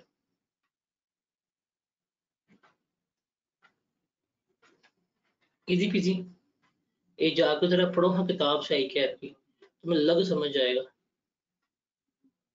फिर है जी अपील्स टू एपेलेट ट्राइब्यूनल, कि आपको कमिश्नर से भी मसला है, कमिश्नर ने आपके हक में फैसला नहीं दिया, उसने आपके खिलाफ फैसला दे दिया, तो आप क्या करेंगे, आप उसके खिलाफ चले जाएंगे ट्राइब्यूनल में। टाइम लिमिट क्या है, कि जैसे ही कमिश्नर अपील का ऑर्डर आएगा, उसका ऑर्डर आने के बाद 60 डेज के अंदर आपने क्या करना है, आपने अपील करनी है to the tribunal. Documents, prescribe form of bill, ground of bill लगाएंगे, copy of order of commissioner, power of attorney, challan pay करेंगे, कंपनी के लिए 5000 है, अदर के लिए 2500 है। अगर अच्छा, ये जो ट्राइब्यूनल है ना, ट्राइब्यूनल के पास में कमिश्नर भी, डिपार्टमेंट भी जा सकता है, और टैक्स पेयर भी जा सकता है। अगर टैक्स पेयर के हक में फैसला दे दिया कमिश्नर इन अपील है, तो उसके खिलाफ ट्राइब्यूनल में टैक्स वाले भी जा सकते हैं, और टैक्स वालों को ये फीस वगैरह पे करने की जरूरत नहीं है। प्रोसीजर क्या है कि ट्राइब्यूनल ने 6 महीने में इसका फैसला जो है वो करना होगा और वो स्टे 180 डेज तक का भी दे सकते हैं टैक्स का, लेकिन 10% टैक्स आपने पे करना पड़ेगा। ट्राइब्यूनल की कंपोजिशन क्या होगा? चेयरपर्सन होगा, जुडिशियल मेंबर होंगे और अकाउंटेंट मेंबर होंगे। जुडिशियल मेंबर में कौन आएगा? साबका हाई कोर्ट का जज या करंट या फॉर्मर डिस्ट्रिक्ट जज भी हो सकता है, या हाई कोर्ट का एडवोकेट जिसका 10 साल से ऊपर का तजुर्बा हो, या अदर प्रिस्क्राइब क्वालिफिकेशन इसमें आ सकती है। अकाउंटेंट मेंबर्स में कौन होगा? इंडियन रेवेन्यू ऑफिसर जिसमें चीफ कमिश्नर का बंदा होगा, कमिश्नर या कमिश्नर अपील जिसका 3 साल का तजुर्बा हो, या चार्टर्ड अकाउंटेंट या कॉस्ट एंड मैनेजमेंट अकाउंटेंट जिसका 10 साल से तजुर्बा हो प्रैक्टिस का, वो इसके मेंबर बन सकते हैं। ये कंपोजिशन है। उसके बाद है G reference to high court. High court में रेफरेंस की बात करें तो हाई कोर्ट में आप सिर्फ उस वक्त जाते हैं जब क्वेश्चन ऑफ लॉ रेज हो कि यार ये लॉ हमने किस तरह से अप्लाई करना था, तब जाएंगे। जैसे जी अनएडजस्टेबल एडवांस का ट्रीटमेंट कैसे लेना है, ये क्वेश्चन ऑफ लॉ है, यहाँ पे हम जा रहे होंगे। तो हाई कोर्ट डिसाइड करेगा क्या क्वेश्चन ऑफ लॉ रेज हुआ है या नहीं हुआ। अगर हुआ है तो वो अपील ले लेगा, अदरवाइज वो नहीं लेगा। तो 90 डेज में हम क्या करेंगे? रेफरेंस फाइल करेंगे, 2 मेंबर या उससे बड़ा बेंच जो है वो सुनेगा और हाई कोर्ट डिसाइड करेगा क्वेश्चन ऑफ लॉ एग्जिस्ट हुआ है या नहीं हुआ। फिर जब तक आपका केस हाई कोर्ट में जाएगा आप स्टे ले लेंगे। हाई कोर्ट जो है वो आपको 6 माह तक का स्टे जो है वो क्या कह सकते हैं डिमांड कर सकता है। अगर आपका high court question of law accept कर लेता है, आपका टैक्स कम कर देता है, तो आप टैक्स कम पे करेंगे। अगर रिफंड है तो डिपार्टमेंट रिफंड भी कर देगा। और कमिश्नर जो है वो रिफंड पोस्टपोन भी कर सकता है अगर वो सुप्रीम कोर्ट में जाए अपील पे, या 30 डेज तक वो क्या करेंगे हाई कोर्ट में अपील फाइल करेंगे, या हाई कोर्ट जो है अगर सुप्रीम कोर्ट के फैसले तक अगर डिले करता है तब वो रिफंड का मामला दे हो सकती है। और एंड पे है हमारे पास ADRC alternate dispute resolution committee. ये इन अपील से अलग सेपरेट मैकेनिज्म है। स्कोप क्या है? फटे और डिस्प्यूट्स वगैरह के लिए बनता है, या टैक्स लायबिलिटी जो 100 मिलियन से ऊपर हो उसके लिए, रिफंड के लिए, डिफॉल्टर चार्ज कम करने के लिए, पेनल्टी के लिए, या कोई भी स्पेसिफिक रिलीफ के लिए आप यहाँ जाएंगे। हाँ, क्रिमिनल प्रोसीडिंग्स जो है वो इसमें नहीं जाएंगे, ऑडिट के बाद वाला मसला इसमें नहीं जाएंगे। एप्लीकेशन क्या है कि आप जाएं कमिश्नर के पास और उन्हें कहेंगे जी मेरा केस जो है वो ADRC में ले जाएं। बेशक आपके खिलाफ केस चल रहा है, आप ADRC में क्या कर दें, अप्लाई कर दें। और इसमें इनिशियल प्रपोजल जो है वो क्या करें कि मैं टैक्स भी पे करने को तैयार होऊंगा, लेकिन क्या किया जाए मेरा केस जो है ADRC में लगा दिया जाए। ADRC की कंपोजिशन कौन होगी? इसमें चेयरपर्सन होगा रिटायर्ड हाई कोर्ट का, सुप्रीम कोर्ट का जज होगा, जो FBR जो है वो नॉमिनेट करेगा, चीफ कमिश्नर होगा, और टैक्स पेयर जो है वो कुछ मेंबर नॉमिनेट करेगा FBR पैनल से, जिस चार्टर्ड अकाउंटेंट हो सकता है, कॉस्ट मैनेजमेंट अकाउंटेंट होता है, रिटायर्ड अफसर हो सकते हैं, या कोई भी नोटेबल रिप्यूटेबल बिजनेसमैन इसमें हो सकते हैं। जब तक आपका केस चलेगा ADRC में आप स्टे ले लेंगे, आप टैक्स पे नहीं करेंगे। ADRC जो है वो आपका इशू एग्जामिन करेगा, इंक्वायरी करेगा, ऑडिट करेगा, एक्सपर्ट कमीशन जो है वो रिक्वायर करेगा। और ADRC जो है वो मेजोरिटी में क्या करना है, उसने 45 डेज में वोटिंग से 3-2-5-3 के फैसले जब अपना केस डिसाइड करेंगे, और 45 डेज में डिसाइड करना है। मैक्सिमम 15 डेज की एक्सटेंशन मिल सकती है, उसकी रीजन राइटिंग होगी। और जो ADRC का केस होगा वो कभी भी प्रेसिडेंट के तौर के पर सेट नहीं हो सकता, दूसरे केसेस के लिए चीज आपने याद रखनी है। और अगर टैक्स पेयर जो है वो 60 डेज के अंदर अंदर जो है वो क्या कर सकता है, वो उसने अगर ADR का फैसला मान लिया तो फिर तो कमीशन के ऊपर माइंड है। अगर ADR से के ऊपर जाना है, अगर आप ADRC में जा रहे हैं, तो अगर टैक्स पेयर ने कोई अपील की हुई है तो 60 डेज के अंदर वो अपनी अपील को विड्रॉ करेगा, फिर ADRC में जाएंगे। और कमिश्नर जो है उसने भी क्या करनी होगी, 30 डेज के अंदर उसने अपील विड्रॉ करनी होगी, फिर ADRC में जाएंगे। वो ना हो कि आपने अपील भी की हुई है, अगर आप ADRC में चले जाएंगे तो आपका ADRC जो है वो वैलिड नहीं रहेगा। ADRC अगर फेल हो जाए तो FBR ADRC डिसॉल्व करेगा और आपका मैटर वापस जो है वो हाई कोर्ट या एपरेट अथॉरिटी के पास जो है वो क्या चला जाएगा, दूसरी ADRC बन जाती है, लेकिन फिर वो लेटर ऑन जो है वो केसेस यहाँ होंगे डिसाइड होंगे। उसके बाद है assessment giving effect to an order. अभी हमने ये वहां पढ़ी थी असेसमेंट वाले चैप्टर में, बट वो यहाँ पे भी है कि अगर डायरेक्ट रिलीफ टैक्स पेयर को दिया जाए तो कमीशन 2 महीने में नोटिस सर्व करना है। अगर असेसमेंट होली या पार्टली चेंज कर दे तो 1 year of the financial year जिसमें कमिश्नर को नोटिस सर्व किया जाएगा उसमें उसने ऑर्डर पास करना है। जब इसके अलावा कोई डिसीजन होगा तो 2 साल के अंदर कमिश्नर ने क्या करना है, वो असेसमेंट ऑर्डर जो है वो इसने इशू करना होता है। तो ये चीज़ आपने एक दफ़ा रीड कर लेनी है। बर्डन ऑफ प्रूफ हमने यहाँ पे डिस्कस कर लिया था कि in any appeal the burden of proof is the tax pair, कि टैक्स पेयर ने साबित करना है कि डिपार्टमेंट ने क्या किया है, हमारे साथ ज्यादती जो है वो की है, या कोई इनकरेक्ट क्लेम है या इनकरेक्ट रिफंड है, सारा कुछ किसने फैसला करना है, वो टैक्स पेयर ने साबित करना है कि मेरे साथ क्या हुई है, ज्यादती हुई है। तो that is all related to appeals. तो आपने अब एक काम करना है, आपने स्प्रिंग 25 से लेके स्प्रिंग 24 से लेके स्प्रिंग 25 तक के सारे इसके पास पेपर फिल आउट कर लीजिएगा। इतना ही करना है, इसके अलावा आपको करने की जरूरत नहीं है, ठीक है, यही कर लें, इनफ है।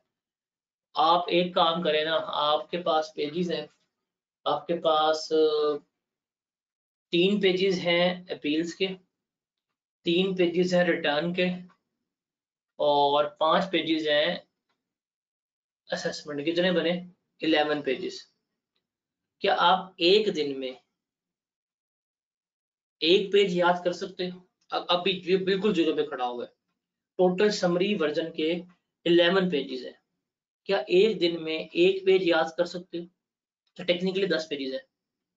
अगर आप एक दिन में एक पेज भी याद कर सकते हो, भाई आपका सारी पीडीएफ शेयर्ड है, सिर्फ एक काम करो, रोज का एक पेज याद करो, अच्छी तरह याद करो, पढ़ो, याद करो, पढ़ो, और 25 अगस्त तक आपका ये फिंगर टिप्स पे हो जाएगा। 26 अगस्त को सारे पास पेपर कर लो। इस रिटर्न असेसमेंट अपील में से अगर 10 से 15 नंबर का सवाल आया भी अपने मार्क्स इसमें से आराम से आपके मार्क्स इसमें से आए।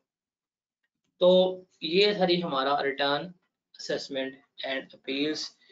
मेरे ख्याल से अब जो है वो आपके लिए कोई प्रॉब्लम, ये चैप्टर तो बिल्कुल भी नहीं होने चाहिए।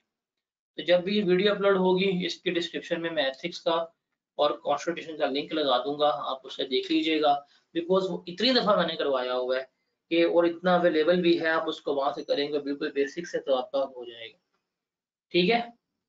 तो कल हम मिलते हैं विद सेल्स टैक्स, और परसों फिर हमारी रिविजन्स विद सिलेबस खत्म हो जाएगी, कंप्लीट सिलेबस। मैं आप ये नहीं कह सकते कि मैंने आप कंप्लीट सिलेबस नहीं कराया, मैंने आपको इन 6 दिनों में सारा करवा दिया। आज इन 4 दिनों में हमने पूरा इनकम टैक्स जो है वो कवर कर लिया, A to Z income tax हमारा इनकम कवर हो गया।